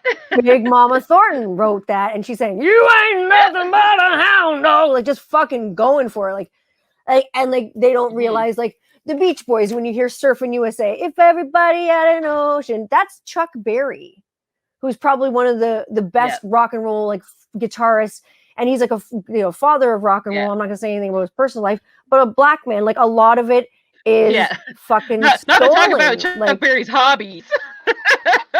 I'm gonna piss on you. Drip, drip, drip. Him and R. Kelly should be friends. Like, oh my god, they could Yes, be I like do. golden shower And I'm gonna power piss on buddies. you. Drip, drip, drip. Yes, I do. I'll piss on you. But I mean, through history, there even have been like a lot of allies, marginalized allies to like black music. I mean, like black music was not getting recognized, and they weren't getting like black artists were not getting record deals. So 50s, 60s, I'm talking era. Nope. You look at someone like Edward Chess with Chess Records, who was like a white, skinny, fucking Jewish guy who opened a label for all black artists because he was going to these black clubs and seeing these black acts and being like, these folks are fucking amazing. Like, listen to them. They're talented. We got to get this down on Yeah. tape. They weren't allowed in like white recording studios. It was whites only. There were so many allies Yeah. that people like don't look at through history that people don't know. And he ended up with Ella Fitzgerald. Etta James. Yeah. No, I'm wrong. It was Etta James. It was Etta But James he yeah. ended up with because she was a real bad heroin addict, which again people don't know. They just think that, oh, she was just a beautiful, this black lady sings this song and it's so pretty and she sings it last. Like, do you know what she was going through? Like personally, what she was struggling with? Like Yeah. everything I Well, feel like like has there's been stolen, so not many borrowed. so many black artists like went down that like rabbit hole of addiction at the ends of their careers, or their careers ended with them dying from it because they're so marginalized and they had to fight so hard to get uh fuck, my brain is telling me. Billie Holiday. It's motherhood. Oh yeah. God bless her. I love her voice. Like that Strange Fruit song. Like, yeah. She wasn't supposed to sing it in public. And she did. Nope. And yep. White people do not like Strange Fruit. And it's like a real slap in the face for a bunch of white people who are trying to pretend like you weren't hanging black people from trees. Exactly. You're going to pretend like you weren't out killing people and then stand here and watch us sing. Get the fuck out of here. Mm-hmm. And like, when you I'm like, they're talking about the Hangman's new. So is the song making you uncomfortable? I'm sorry that made you uncomfortable, but like, fucking good for her. Like, these were the people that were pioneers, that moved things. I mean, if you can do it with an art, anyway, the art of whatever, like whether you're protesting, you're making a t-shirt, you're making a song, you're going live on your Instagram, or your one of your channels, your YouTube, whatever it is. Any way you can use any platform, especially right now, you can use to educate people is good. The more education people can get is good. And supporting BIPOC and that community in silent ways is important too. Like, I can, think about a million people that are like, I love black people, woo, all over their fucking social media. But like, what are you actually doing? You can give silently to charities. You can give silently to black communities and marginalized communities. You can donate money to legal funds for, black people who've been imprisoned falsely, to try to get them out, to try to get them some legal help for folks that can't afford it. There are tons of ways you can do it without like waving your big like flag in the air and not being loud about it. I'm not saying being loud about it's wrong, because being loud about it's great. But there's a time and a place, right? Yeah. 100%. There's great ways to step outside that performative allyship role that a lot of people fell into this past year, where they're like, I put up my blackware, I told people I don't hate people that are racialized in any way, and then they were just kind of like, oh, I'm gonna carry on with my everyday business now. And it's like, I'm just gonna keep being shitty. That's like, that's nice. I wish I could carry on like everything's normal myself, but now when I'm standing on the corner, people are like, that person is black. That's what it felt like. Now they really see you. After like May last year. Yeah. It's like beacon, like doot, doot, doot. You were like the lighthouse of black, just shining a black beacon everywhere. And everybody looking at you. Now, you guys, and when I say you guys, I mean your family. Like, I just don't want to name everybody's name, because I don't know if everybody wants to be named on a podcast. But your fam jam is very like active, especially with standing up for I'm just going to say like human rights. And your brother-in-law almost got fucking killed in the name of standing. So your brother-in-law and your sister are a biracial couple. Your brother-in-law is whiter than me, and your sister is black. And he's a straight up redhead. He's like Mercedes white. He's like ginger. He's like my husband too. He's like ginger, like unicorn. Oh yeah, my ginger unicorn. So yeah, you guys were you guys doing a march, if I'm not mistaken, correct? So after May last year, we had I think 3 or 4 protests in Stratford. Yes.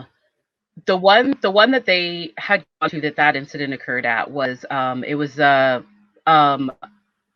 celebratory walk for the March on Washington. It was like the 1,000 Man March on Washington. It was so it was to commemorate that, right? So it was like a Friday afternoon evening, and the path that they had chosen to walk made them have to cross Ontario Street, which is like one of Stratford's busiest streets, right? Because it runs right through downtown. And so it's a main it's the main road. Yeah, it's the road that like everybody actually like hums on, because a bunch of the small shops are right there. So Yeah, and it's it's like, do I like, go left or do I go right? yeah, so it's like, yeah, because it's about 4 lanes across. It's about 4 lanes across right through Yes. town, right? And so there's a Popeye's chicken on the corner, and Mhm. a church on the other side, and then there's a really great local restaurant called I'm like, I don't know Featured, where that church is, and but I know then where that Popeyes is. right, That's horrible. and then I have across no from the idea where the church Popeyes is. is a historical building. It's a hotel and restaurant called the Boar's Head Queen's Inn. And Oh yeah, so okay, I my know what mom you're used to talking work there about. actually before she Yeah, retired. That's where she she retired cooked there, from. right? Yeah, yeah, yeah. And Your so mom, man. they were standing, right? She's a piece of work. She is a So she is a they piece were of history. standing. I love her. She's a gem. She's a fucking So treasure. they She's my treasure. she's a sexual harasser of Mercedes' young boyfriends. Now I am gonna piss my pants. She's a heckler. She's a heckler. Your mother. She's a heckler, that She woman. is.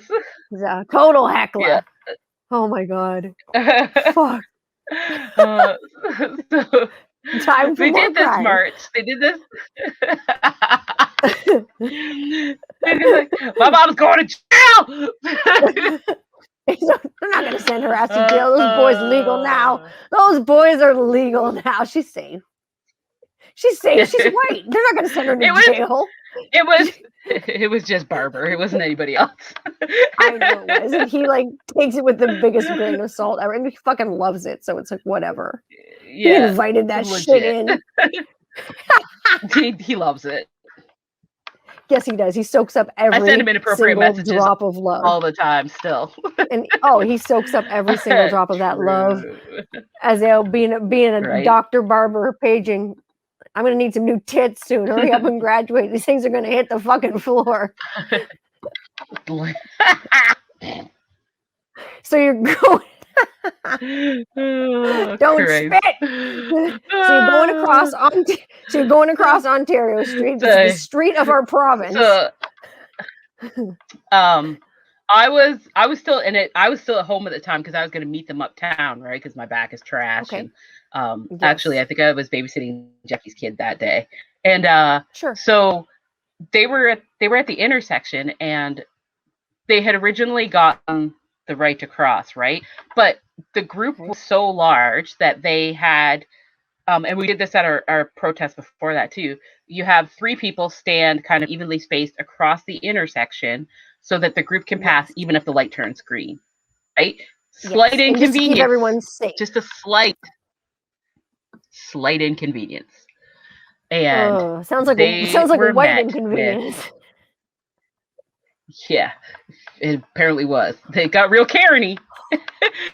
That takes Karen to a whole new level. Right? Revving their engines, laying on their horns. Like, not even like beep beep in support. I'm talking like, get the like, boom, bitch, get out the way. Like, that's what they wanted. Yeah. I saw it on the fucking news. Yeah. I saw it on the news. Did the news play the clip of the car? No, the news didn't play the clip of the car. Where I saw the clip of the car, I think it was like one of the sisters. They had. I know. They had the full clip. I saw it on someone's Facebook, and I saw the full clip, and then I saw like the censored whitewash news clip, and I was just like, yeah. It was filmed also. There's a really lovely couple here in town, Claire and Chris. Mm-hmm. They yes. Chris is she's a video photographer. She does all that kind of stuff. She's really artsy. And then her partner Claire is she does Upcycled by Claire. She does art. It's gorgeous. Like upcycled clothing with like patches and stuff. It looks really awesome. And, cool. Like curated vintage stuff. Yeah, like that's really cool stuff. And she puts her own touch of her art on it. It's really dope. I like it. And so I need to check this out. I think you would love it. And so they're a lovely couple, and they've been to all the protests, and they film them and stuff like that, right? So Chris had video of like the whole thing.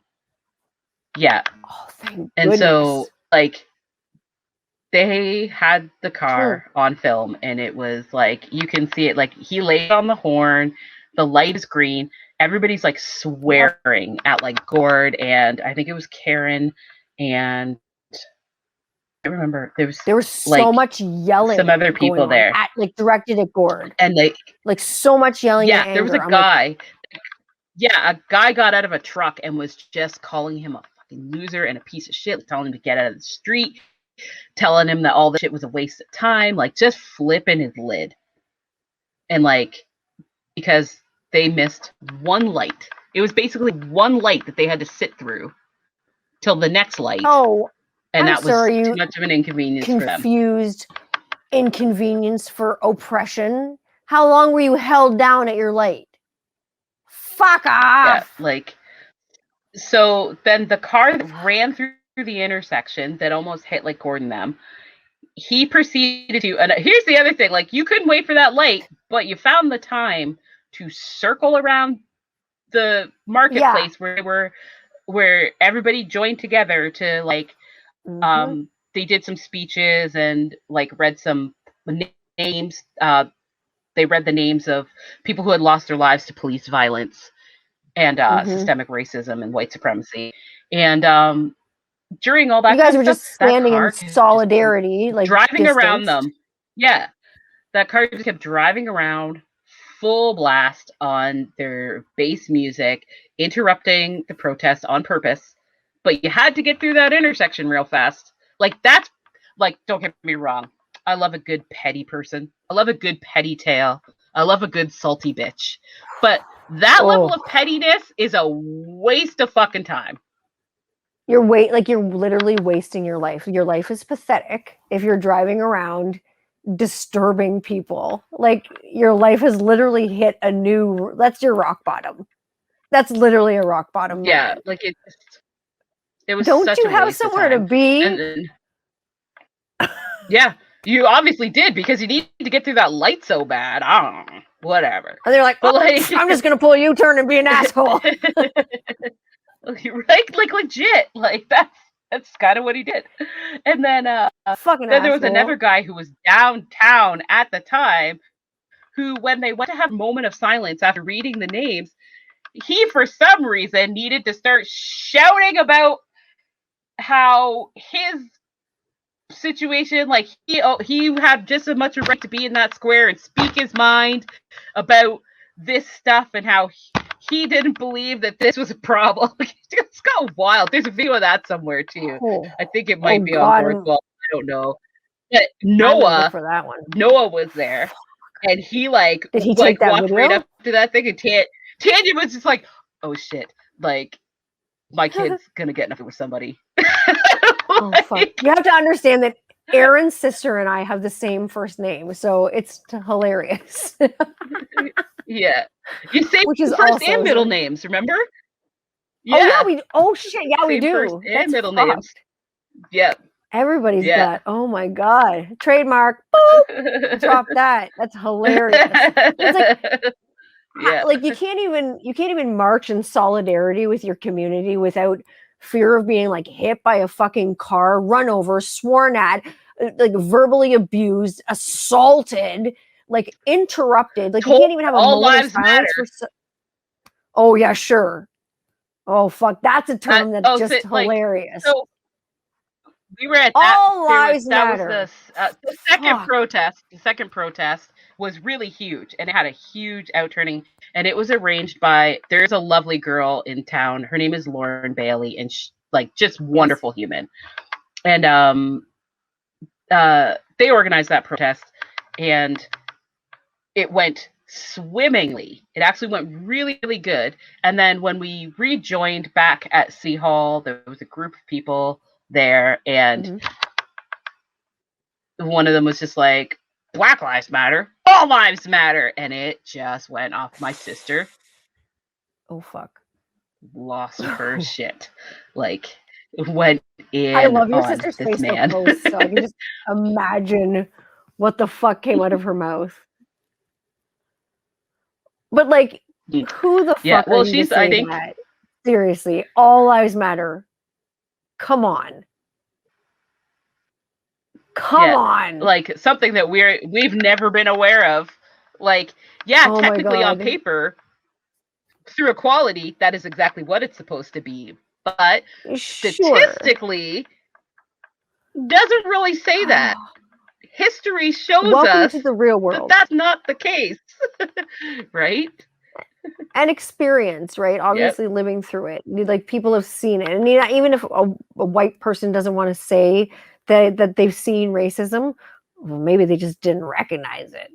You know what I mean? Maybe they didn't recognize that they saw racism. And maybe they don't want to admit it. And it's like, maybe it's just too uncomfortable for them, and it's whatever, it's their shit. And they don't want to deal with it. Maybe they're not ready. It is. It's probably some inner stuff. And it's always like everyone said, like, I can't do that, or I like my kids will always say, like, oh mom, I can't do this. And something I'll always say to them is like, no, add like yet to that sentence. So like my oldest will say, like, I can't ride my bike. I'm like, no, you can't ride your bike yet. You'll get there. And like that's how I feel like it's going to be a slow process. But that's how I feel like it's going to be with like racism. 100%. We're not there yet, but like I think we're making steps in the right direction. Like having a conviction of guilty on the George Floyd case and people calling it justice. I can't, with a good heart, call that justice. I think a guilty verdict is a step in the right-ish direction. It's accountability. It's not justice. Yeah. One person who caused this police violence has been held accountable. And so there's also the period of waiting for sentencing, right? Sentencing is a huge part of it too. Like, exactly. But it has been acknowledged in the annals of time. And this could be a case that sets a precedence for other police departments. Fingers crossed. Hopefully. The minute that you step outside policy, procedure, and training, that you will pay the repercussions no matter the situation. Like, that includes, like, yeah, you know what? I get it. Sometimes people commit crimes. They do.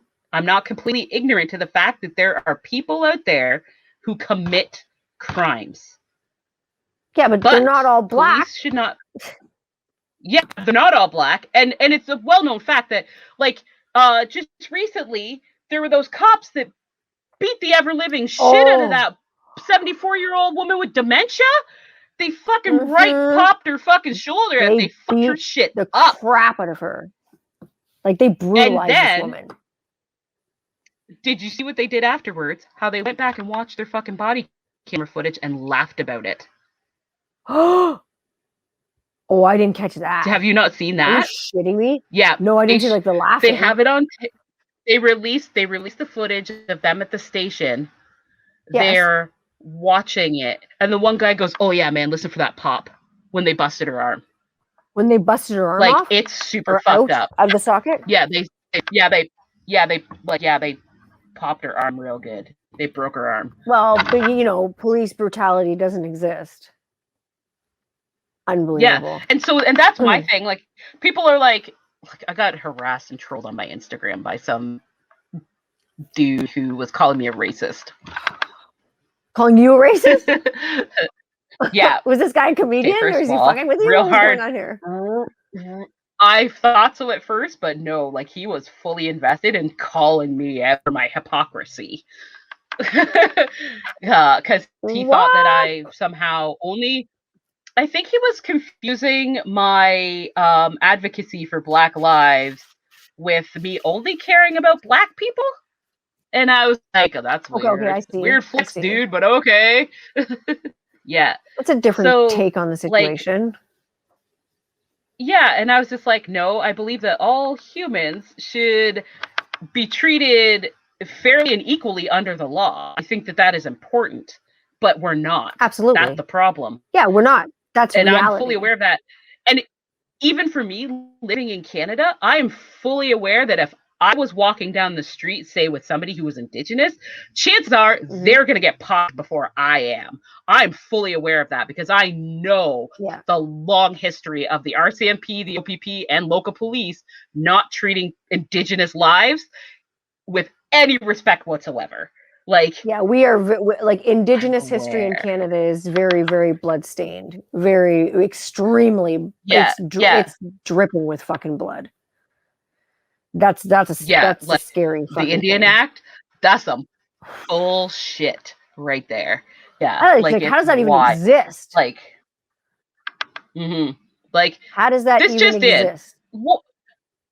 Respect the fucking treaties. Indigenous sovereignty. Give them their fucking land back and stop being a fucking dick about it and figure your shit out, government. You did all this thing colonizing the goddamn land anyways. I'm pretty sure you can figure something out. Like, or how about just like start with something basic like clean drinking water, just a basic human thing, like human access, right? To clean drinking water, education, therapy, of like medical treatment, fair birthing practices. Like how about like food access? Prices?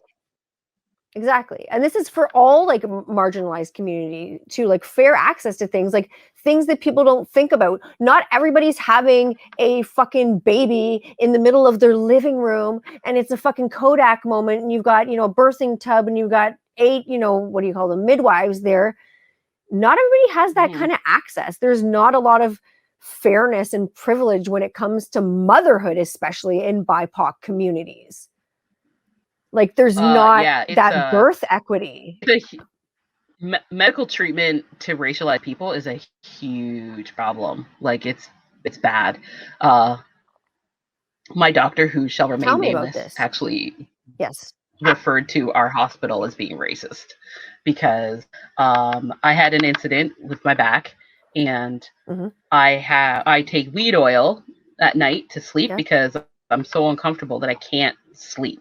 Right. So I take weed oil. People have been prescribing it medicinally for forever. We just now only legalized it. But I mean, it's powerful properties.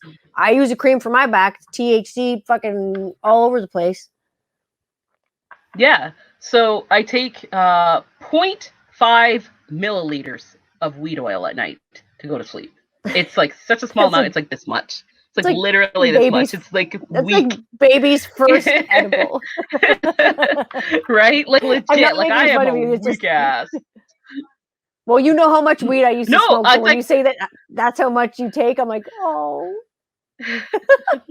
Right? It's such a small amount. And I'm high as a kite from it. So I take that at night. So this incident that occurred, so I took this little amount of weed oil, right? Sure. So I'm lucky because I can't afford the $80 a month that it would cost me to keep this weed oil on tap if I had to use more. So I was like, it's expensive. I took the weed oil and I was just like, I went to sleep and I woke up in the middle of the night and I was just like, I was in a fuck ton of pain. And so I went to the bathroom, I sat down on the toilet, and like, this, when your back's really bad, sitting, especially lowering yourself to the toilet, it's like a nightmare. Oh my God. You're not going to get up. You're not getting up. Exactly. So when I went to sit down, I got like that sharp pain that goes right from like above your hip, like right down your leg, like electricity right into my foot. And so I was like, oh my God, I'm going to die. Right. So I start like sweating and I think I'm going to black out because I'm like in so much pain. I get up off the toilet and I'm like, oh my God, I'm going down. Like, this is bad. So I flip my shower on. I take a cold shower to try to like come back out of it. Right. Cause I'm just like, sure. Like the pain, fuzzies and so bad that it was like, I felt my body like being like, nope, you need to go down. You're going down. Right. So I managed to like stumble my way to my bedroom. I got my house on and I like walked back to the kitchen because I was going to get some water and I could feel myself just like almost slow motion going down. So I call out to Carter to call 911 because I'm just like, I didn't know what was happening. Right. So that happened. The ambulance guys came and got me and they were just like, yo, like, are you okay? Like, It was the same guys that picked me up 2 weeks before when my back first exploded. So they Was it the knew really me. big So that explosion? was funny. Yeah. Yeah. Hello So they again. were just like, "Are you okay? Like, what's going on? Like, are you like, what's happening?" And I'm like, "I don't know." Like, I went to get up. I went to the bathroom. All of a sudden, like, I got sharp pain. I felt really ill. Like, I started sweating. Like, I don't know what's happening. Like, I'm like, it's messed up. I can't handle this. And they're like, "Okay, Sure. like, let's get you up. Let's get you on the gurney. We'll get you to the hospital." And I'm like, "Okay." They're like, "Have you taken any medicine today? Like, what have you taken? Blah blah blah." And I'm like, the only thing I took Oh no. earlier, I took some Advil and I took like 5.5 milliliters of weed oil to go to bed. And they're just like, "Okay, like, Uh-huh. are those like anywhere near here?" And I was like, "The bottle is like right on my nightstand by my bed. I sent my kid to go get it. Like, he can bring it to you and show you what I took, because I'm not like sneaking Sure. around taking weird whateverness." But they're just like, "Where's the weed oil? What kind is it? How much did you take? Like, just What? okay, dude, I'm lying on my kitchen floor naked in a house coat. Do you honestly think Okay, you're not I'm too high?" overdosed on weed. Yeah, Oh so my then they took god, me to the paramedics, this is not hospital, a weed overdose. Oh my god.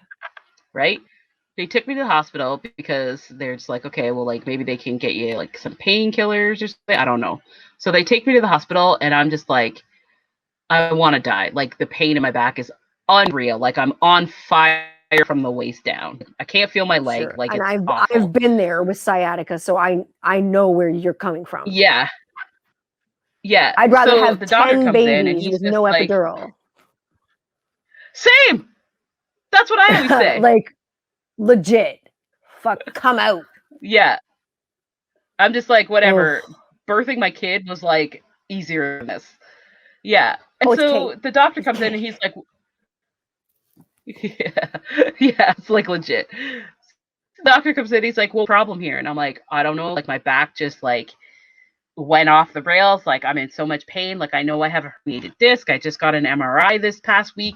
Like, it doesn't feel right. Like, I don't feel right." And he's just like, Sure. "What'd you take again?" And I tell him about the weed oil. And he's like, "How No. much did you take? Did you maybe take too much? Did you maybe have too much and you don't remember?" Like, all these like really weird What? questions. And he's like, "Well, we're gonna draw some blood and we need to get a urine sample, blah blah blah." He's like, "And then we'll come back and we'll talk to you and maybe we can get you some Toradol or something." And I was like, Oh, Toradol, the "Okay." go-to for when they So think you're a fucking drug seeker. yeah. So they Oh, left me there. fuck. I don't know. It's probably about they came and they took my blood and then they left me there for like 4 hours and I was just drifting in and out of sleep because every time I'd nod Sure. off, I'd like, you know, when you nod off and then your body relaxes and like just that little bit of relaxation just gives you the zap again and you're like awake Yep. on your You're like, back. fuck. Like Oh, that kept happening.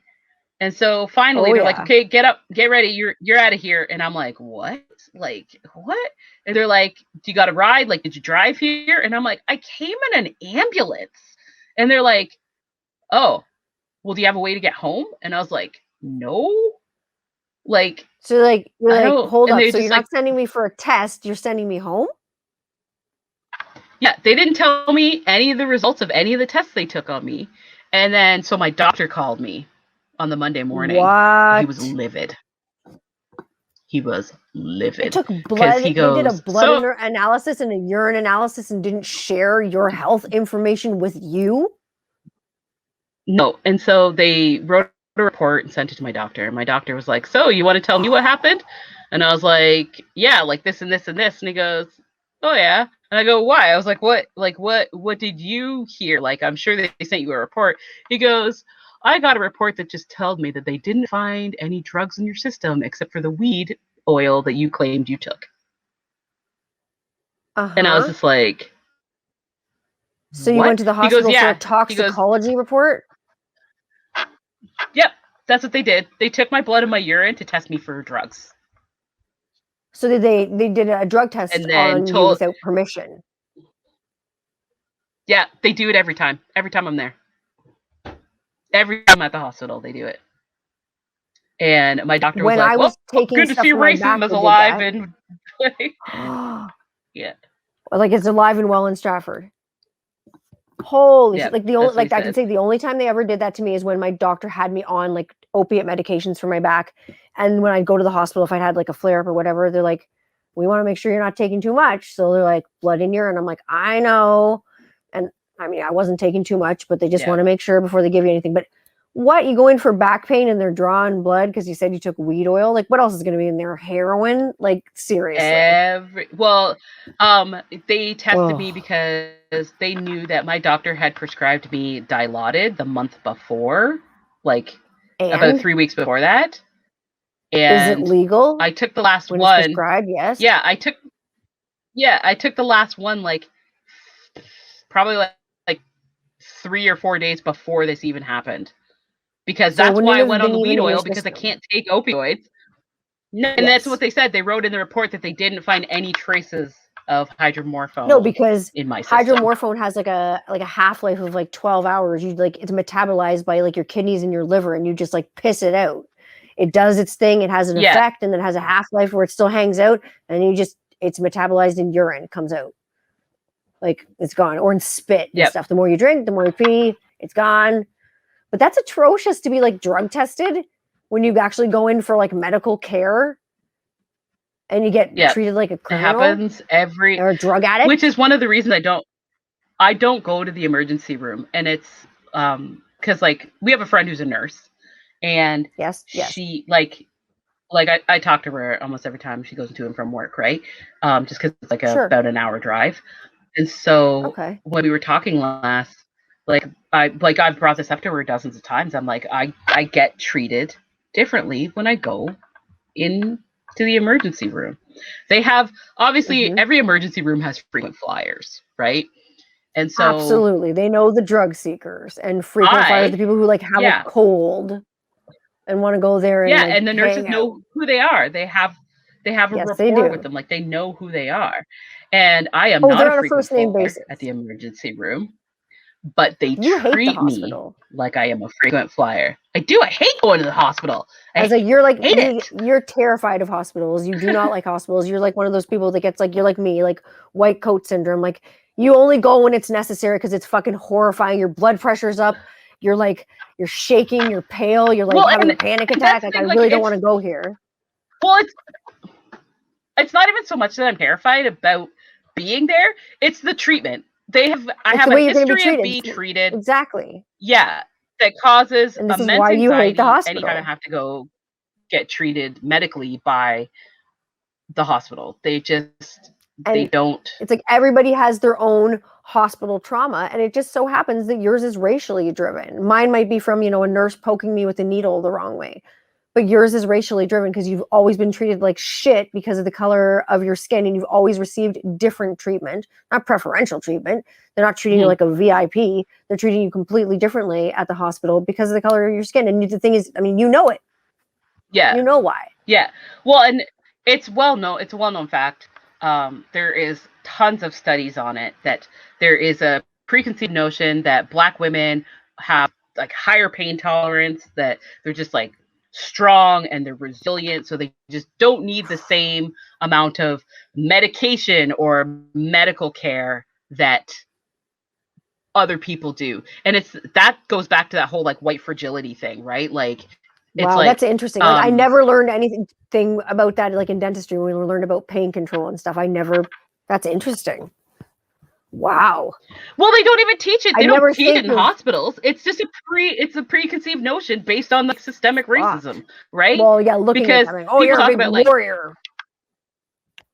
Yeah, like they look at like racialized communities, and like the women are always like these strong matriarchs, like we're like, yeah, like we're warriors, we're Amazonian, we're like givers of life, which all like everyone quote is unquote women are, right? It's true. And like Maya Angelou, everyone looks at Maya Angelou as Mother Earth, and everyone's as strong as fucking Maya Angelou and as insightful and as smart. Everybody just got that. Yeah. It's like, so it's, there's this weird idea, and they do it to Indigenous women too, right? Like they downplay whatever's going on with them. Like that woman who, what was that? That was like, what, like 4 or 5 months ago, that woman who died in Quebec because they didn't treat her. They stood Yes, in the because she was in hallway and medical. made fun of her. Yeah, she was in medical distress, but they were making fun Like, of her. Yeah, yeah. it was like a And wellness so check, it's, because those always go so well. yeah, like those Like happen, and like, yeah, and it's death happens every time I hear like about a wellness check. It doesn't turn out a so wellness well. check on a racialized person almost always results in excessive force. It's wild. What's up? It's super What's wild. up? You're not centered at all. You're like leaning out of frame. Oh, sorry. There's some Ninja Turtles in the background. Oh, I'm gonna edit that part out. Get those fucking Ninja Turtles out of I here! love Ninja Turtles.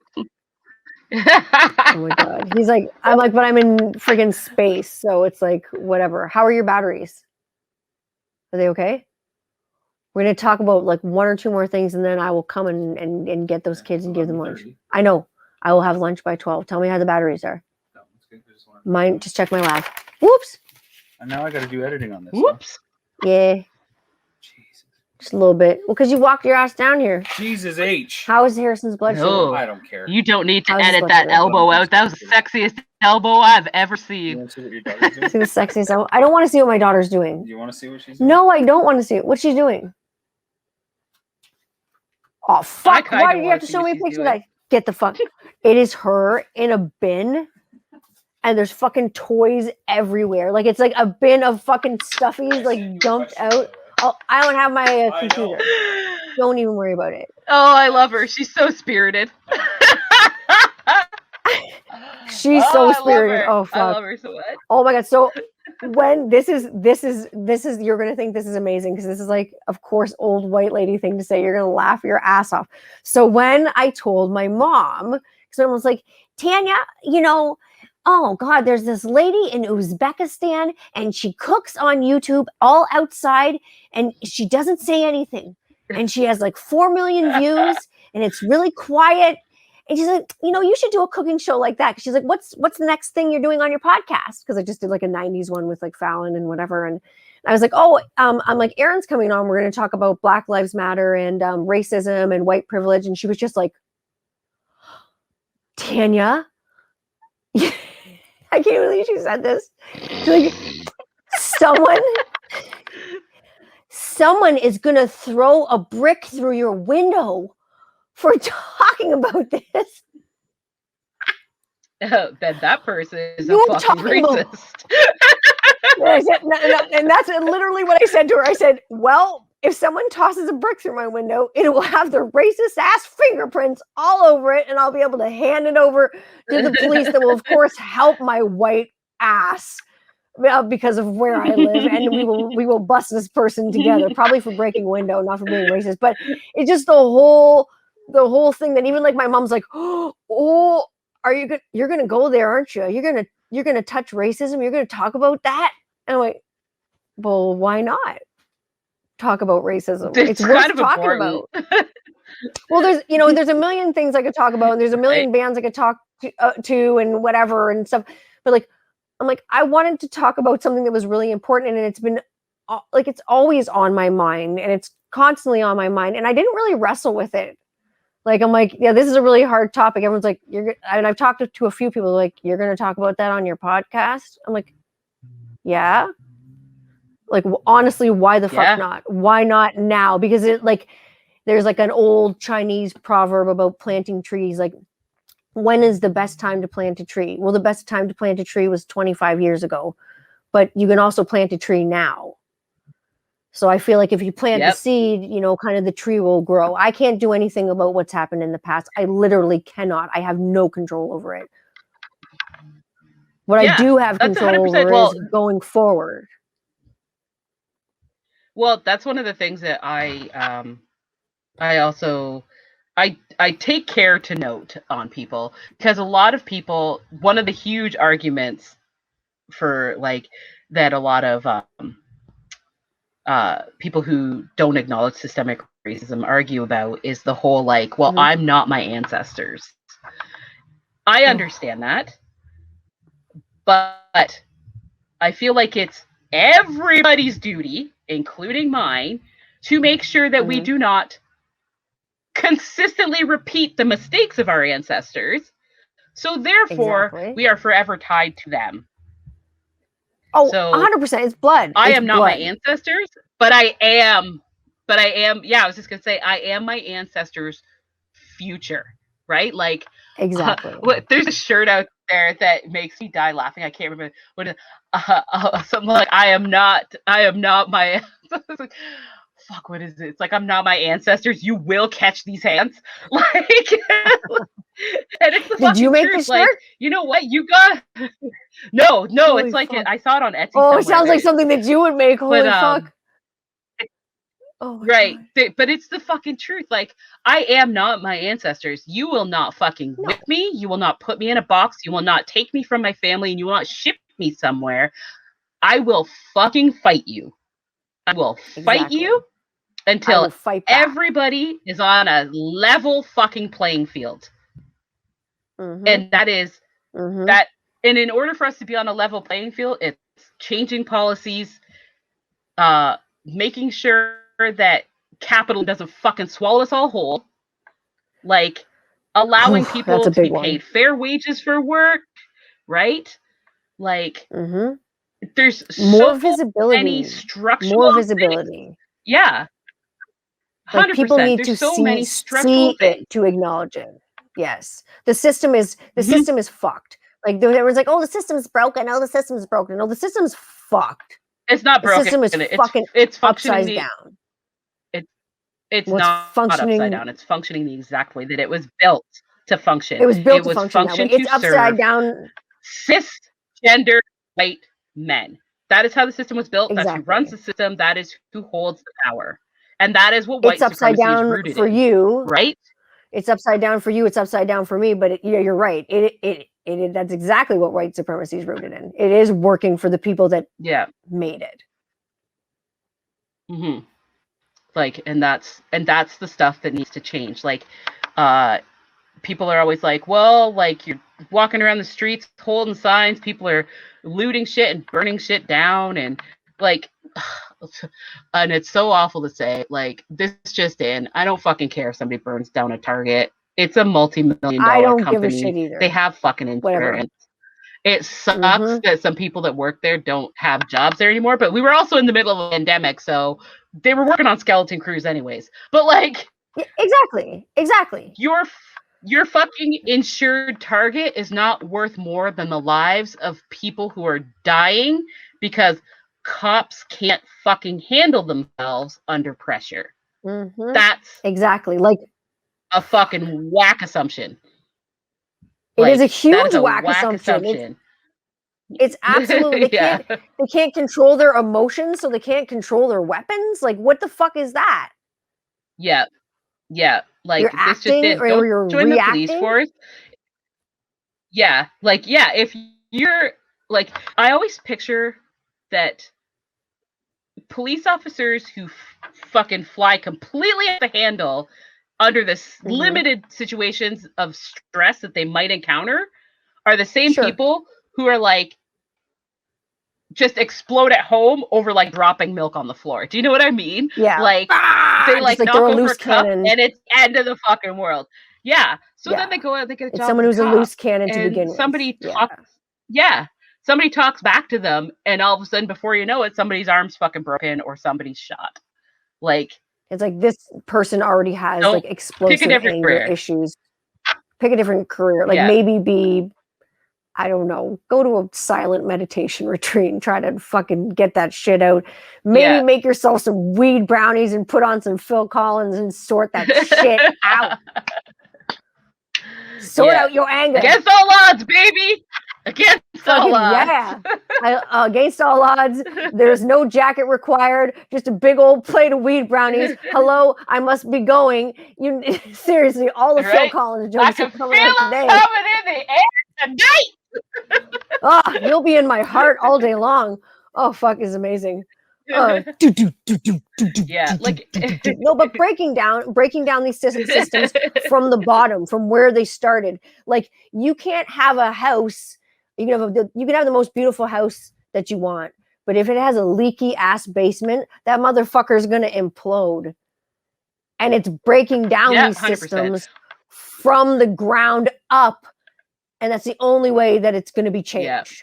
Like going grassroots, Yeah, it's going that- underground. Well, it's because everybody keeps saying that there's just a couple bad apples, right? And I think we talked about this before, and it's not a couple Yes. bad apples, it's the orchard. No, it's not. Right? If you Absolutely. plant 200 trees on bad ground, those 200 trees are going to be bad. They're And all poison. that's not to say that you won't get a good apple once in a while. Yeah, they'll taste good. But It'll be unless okay. you fix the earth, unless you fix the whole fucking area that you're planting in, you're going to keep getting shitty fucking produce.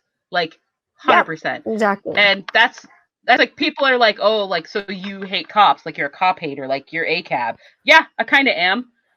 And it's not because I don't think that there aren't good people who are police officers. I just think exactly that the whole entire structure of policing is not. It's the origin. Working. It's the origin where policing came from. Look what it was built on. Yeah, the whole entire, and that's the other thing that a lot of people ignore when it comes to like the whole entire like idea that racialized communities are targeted by police more. It's because that's how they were founded. Yes. Policing started in being slave catching, keeping minorities in areas that they were supposed to be contained to, like all that stuff, like right? Segregating it's people. Like they were meant for segregation. Yeah, even when you think back to like the creation of armies, when we fought wars, it was legit to keep these people over here doing their thing, so that when we come back, we don't have their whateverness affecting our country, right? So it was literally one side versus the other. Let's take sides. It was one side versus the other side.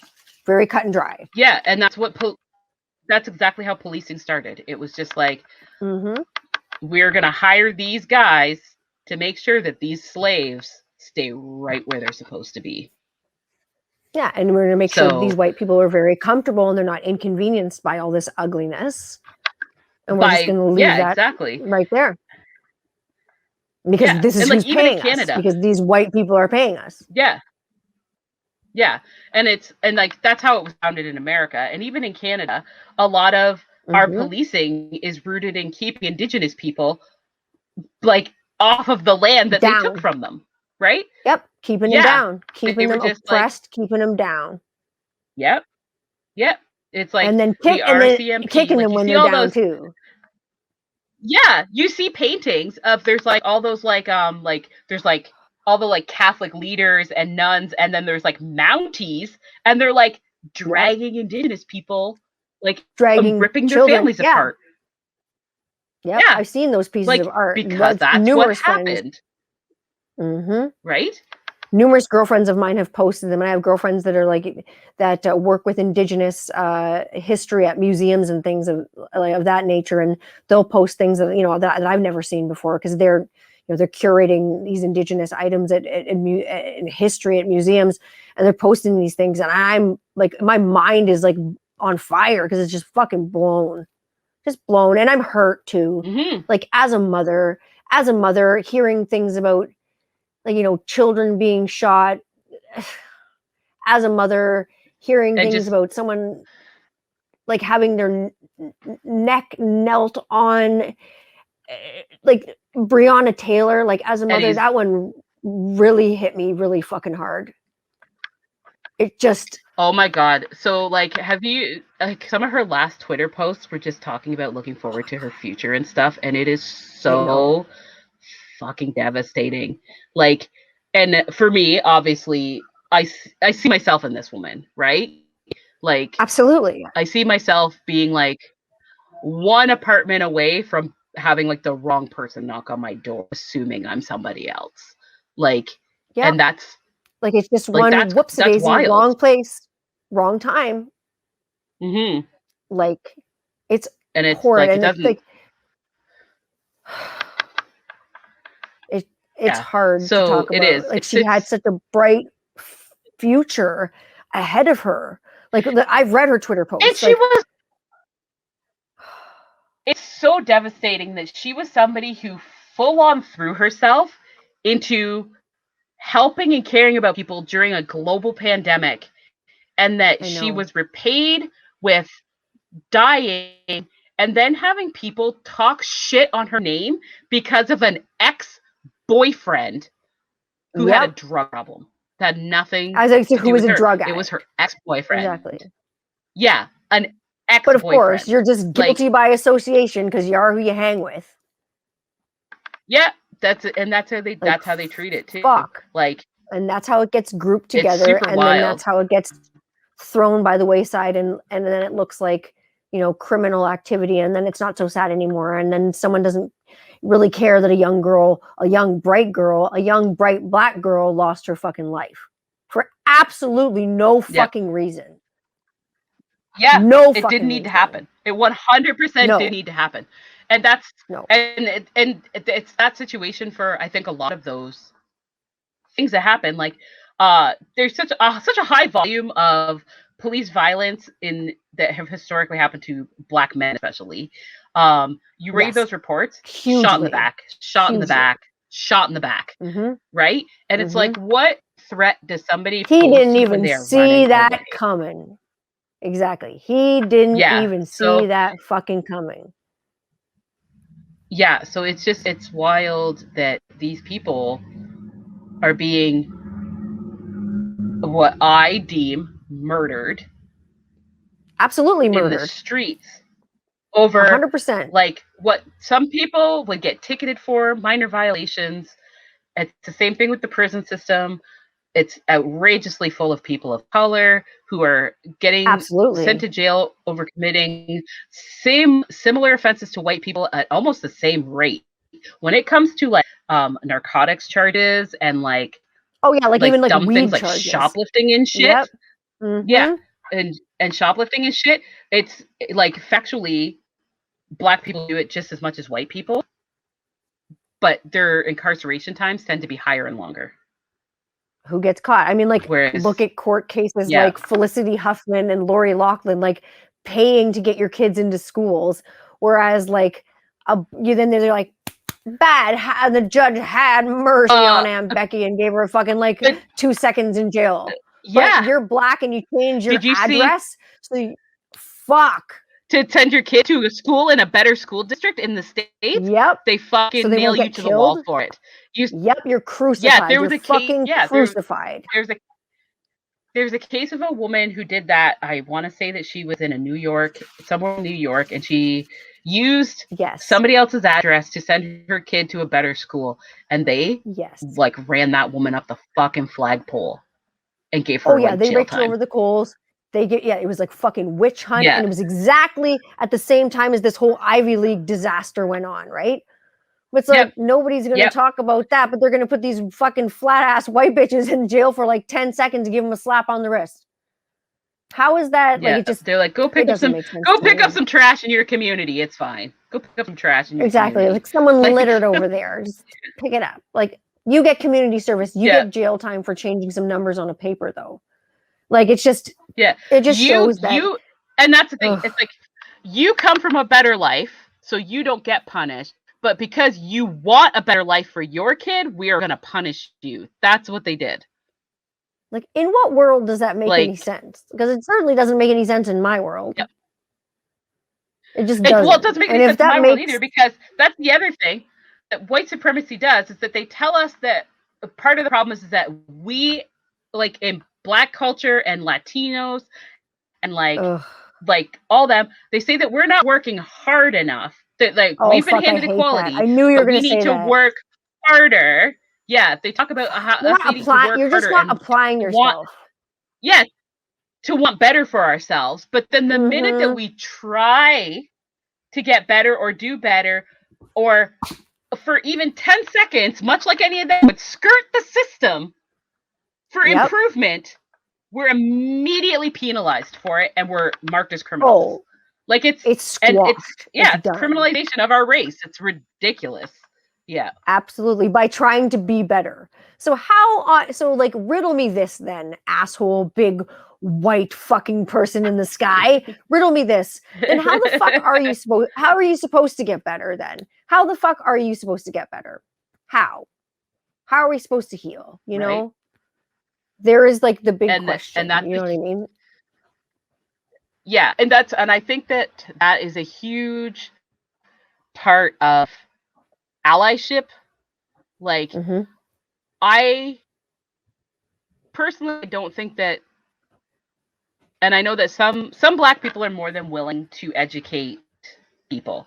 I am more than willing Mm-hmm. to talk to my friends. Yes. It is not my job to educate, Rebecca down the street who don't know shit about Black people. Mm-hmm. She can pick up a book. Exactly. She can Mm-hmm. she can talk to her educated white friends who are anti-racist, or there's Exactly. tons of actual online free courses that you can take. There's an anti-racist educator in Kitchener. Mm-hmm. I might fuck up her name. I think it's Salim Debs. Okay. And she You have an teaches Instagram? online. Or she not? Yeah, she does. She's on Instagram somewhere. And Okay. because that's how I learned about her, because I made her as a recommendation for the police board to get anti-racist education. Okay. And so she's at a Kitchener, and she's a Okay. Black woman who does anti-racist education. So there's a great resource, A and huge she resource. holds online. She holds online like big Zoom calls and does like anti-racist education with people who want to learn. Cool. And I mean, you have no excuse. Right? You're at home anyway. Like, we're all locked down. It's safe. You can go. It's Zoom. it's a great time to learn, and you can do that, and like No time like nobody even now. has to know. It's all through like you go in and you like sign up through an email, and then also she records everything. So if you can't actually be in the meeting, it's recorded for Yeah. you to watch later. So she's like a So prof, and like she gives you like as like it's, notes. yeah. That's cool. So like, I want to check her out. where's no harm, no foul, and you might learn something, Hell right? no. Like that's something that people can do. There's nothing wrong with that. You can do small things. Yeah, and so it's like, it's that conversation that you and I had before, where it's like, we live in an age of technology and information. We are obviously blessed by comparison to our parents even. Absolutely. So what is the excuse for people not to learn about racism and how to be anti-racist? Why are they not able to do it? What is your excuse, fucking racist people? I'm looking at you. I'm not going to name you personally because you probably already know that you're racist, because you're one of those people that walks around and says, I'm not racist. But it is things like that. And there got to be ways. And I think if the conversation keeps going, it can't get uncomfortable. As long as the conversation keeps going, I think that things are going to move in a better direction. I think it's going to be slow going, because I think people are slow when it comes to things like this. Well, when you think about it, it's been over 400 years of like anti-Black racism that's already been happening, right? And actually, it's also been like, because of this, like we've also learned over hundreds of years that there's been like lots of anti-Indigenous racism and lots of and now because of like the COVID issue and things that have gone on in China, and don't get me wrong, like the government of China is super fucked up. Like the level of oppression that happens in some of those Asian countries is fucking wild to me. But that's not the people. It's sad that it happens in this day and age. That's their government. Exactly. That's the government completely. Yeah. Absolutely. So, that is not their that's not a people. That's not a community. Right? So the huge surge of like anti-Asian racism has also been super problematic. Like, and so there's another whole entire like broad spectrum of racism that needs to be fucking addressed, especially, and I will even say this for myself, the Black community has to fucking really get their shit together when it comes to anti-Asian racism. We have been super problematic in being a part of it.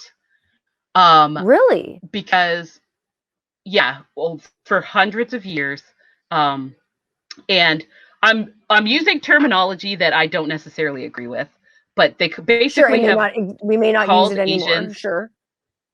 Yeah.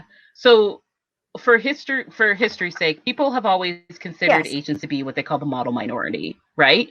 Correct. And so they Correct. call them the model minority because they're fair skinned. So Yes, they say there they're have been the perfect situations, race. yeah. So there have been situations where Asians have gotten a pass and Black people have been punished. So Okay. our culture, like our people, I feel like for like long amounts of time took it personally when we were just like, you're a fucking Okay. immigrant just like I am, or like you are a different race just like I am. Why do you get a fucking pass Sure. and I get persecuted? Why is that the It's thing? like, why do you get the right? jail, So get a jail free card? Sure. yeah, so I think a lot of Mm. Black people who have been involved in anti-Asian racism Mhm. are probably rooting it in that model minority thing. Sure. Then a secondary part comes with do you remember the LA riots? Did you watch the documentary about that? That's a good one too. I didn't, but I'm afraid So to. I'm yeah, so afraid to, because when the Rodney I King have to thing watch it with happened, Rob because I'll be triggered. right? Yeah. 100%. So when the Rodney King incident happened, Mhm. part of the fuel on that fire wasn't just those cops getting off. No, It not was at also all. the incident that happened at that Korean grocery store with that young Black girl Mhm. who was buying the orange Mhm. juice.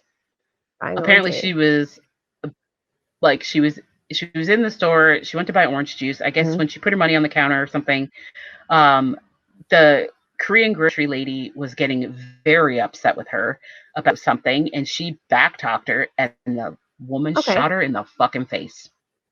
It happened on Oh yeah, I camera. do. Yeah, it happened on camera. I do remember. I Yeah. do. Yeah, So because she just yeah, that girl blasted was like her. what, 15 years old or something like that. She was Yeah, she was a young. teenager. She was a She was teenage very girl, young. and that Asian woman did not serve a single fucking day in jail. She got a slap on the What? wrist and told to go home.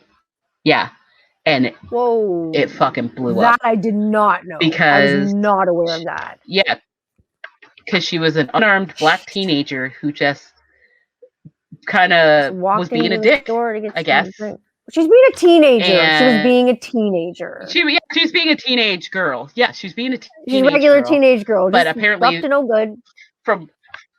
but apparently the lady behind the counter did not appreciate her attitude, and apparently Oh the God. punishment for that was death.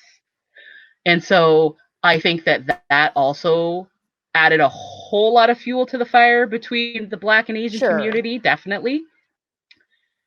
Because And when so anger it's comes, just a lot of other things come too. Yeah. yeah. And so It's very like emotional. for me, I will always, like, on a personal level, hold anybody in my circle, if they're Black and they Hmm. say anything about Asian people, I'll fucking immediately hold them accountable, because guess what? They've Absolutely. gotten the shitty end of the stick for years, the same way that we did. Does everybody forget about the internment camps in World War II? Like, we fucking had one. Like, they're everywhere. Hmm. Like, They people were. just locked up the Japanese like they were a fucking Hmm. problem. Except that half It's of like, them were whatever. already fucking citizens of the state they were in. Right? Hmm. They locked They're up American allowed to be citizens because here they happened to be Japanese immigrants. Yeah, like, that's fucked up.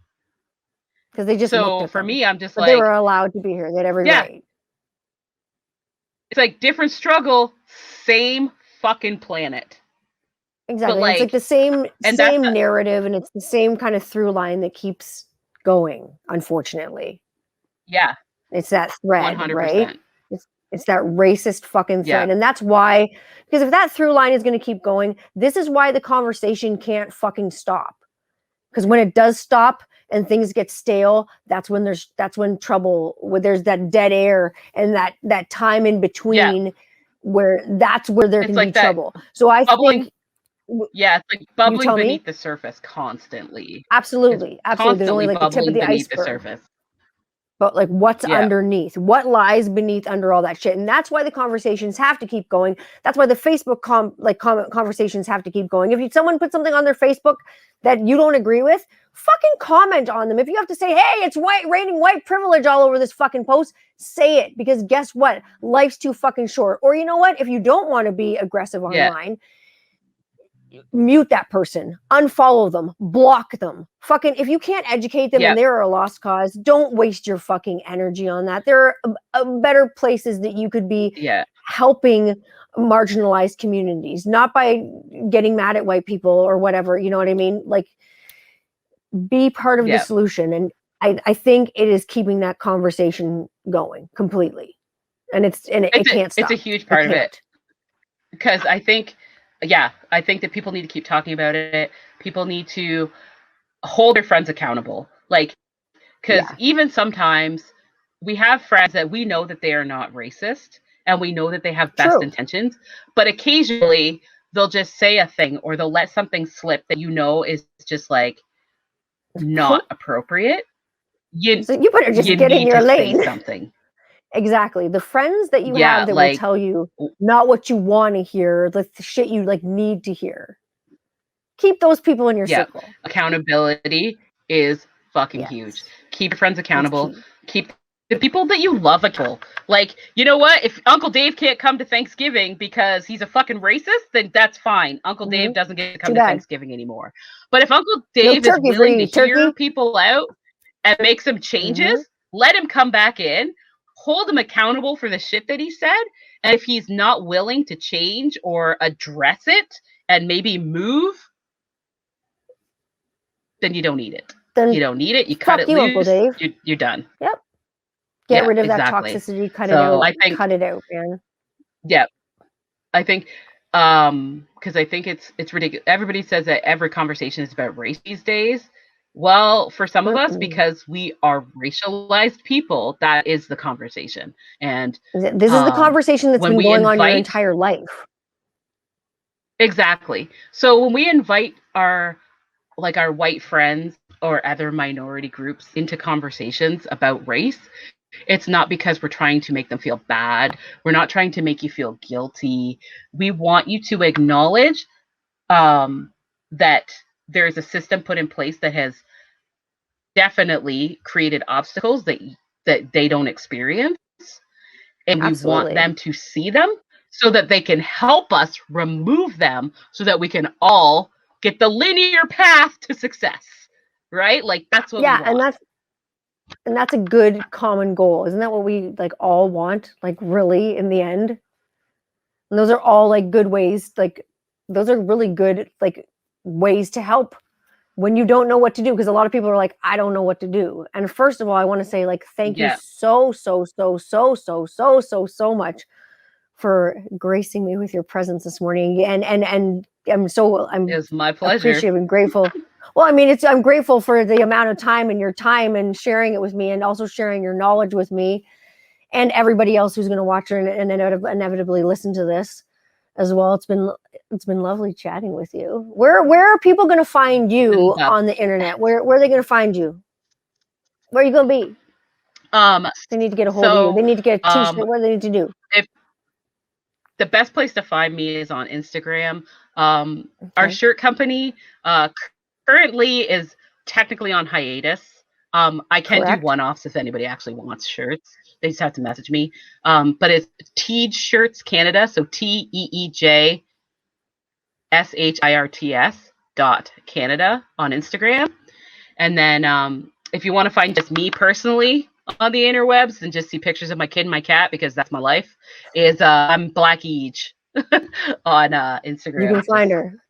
And I will drop these. I'm also Black Eej on Twitter, I think. Yes, you are Black Eej on Twitter. Yeah. And I think it's a picture of a kitty. Yeah, I am. Yeah, it's a kitty picture. Yeah, it is. Yeah, I think it's like I know it is.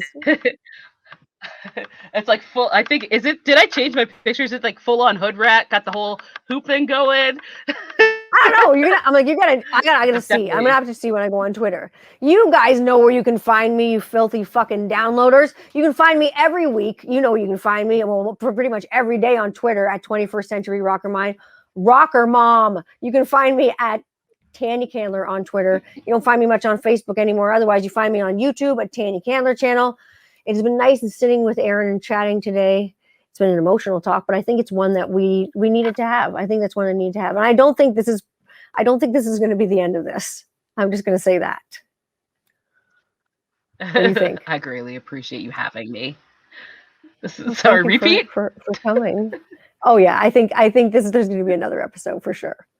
I just don't think this I conversation has think to so. end. I would like No, that and very I'm much. like, I'll come back anytime, and I think All right. probably actually have some people that you could probably talk to about other stuff too.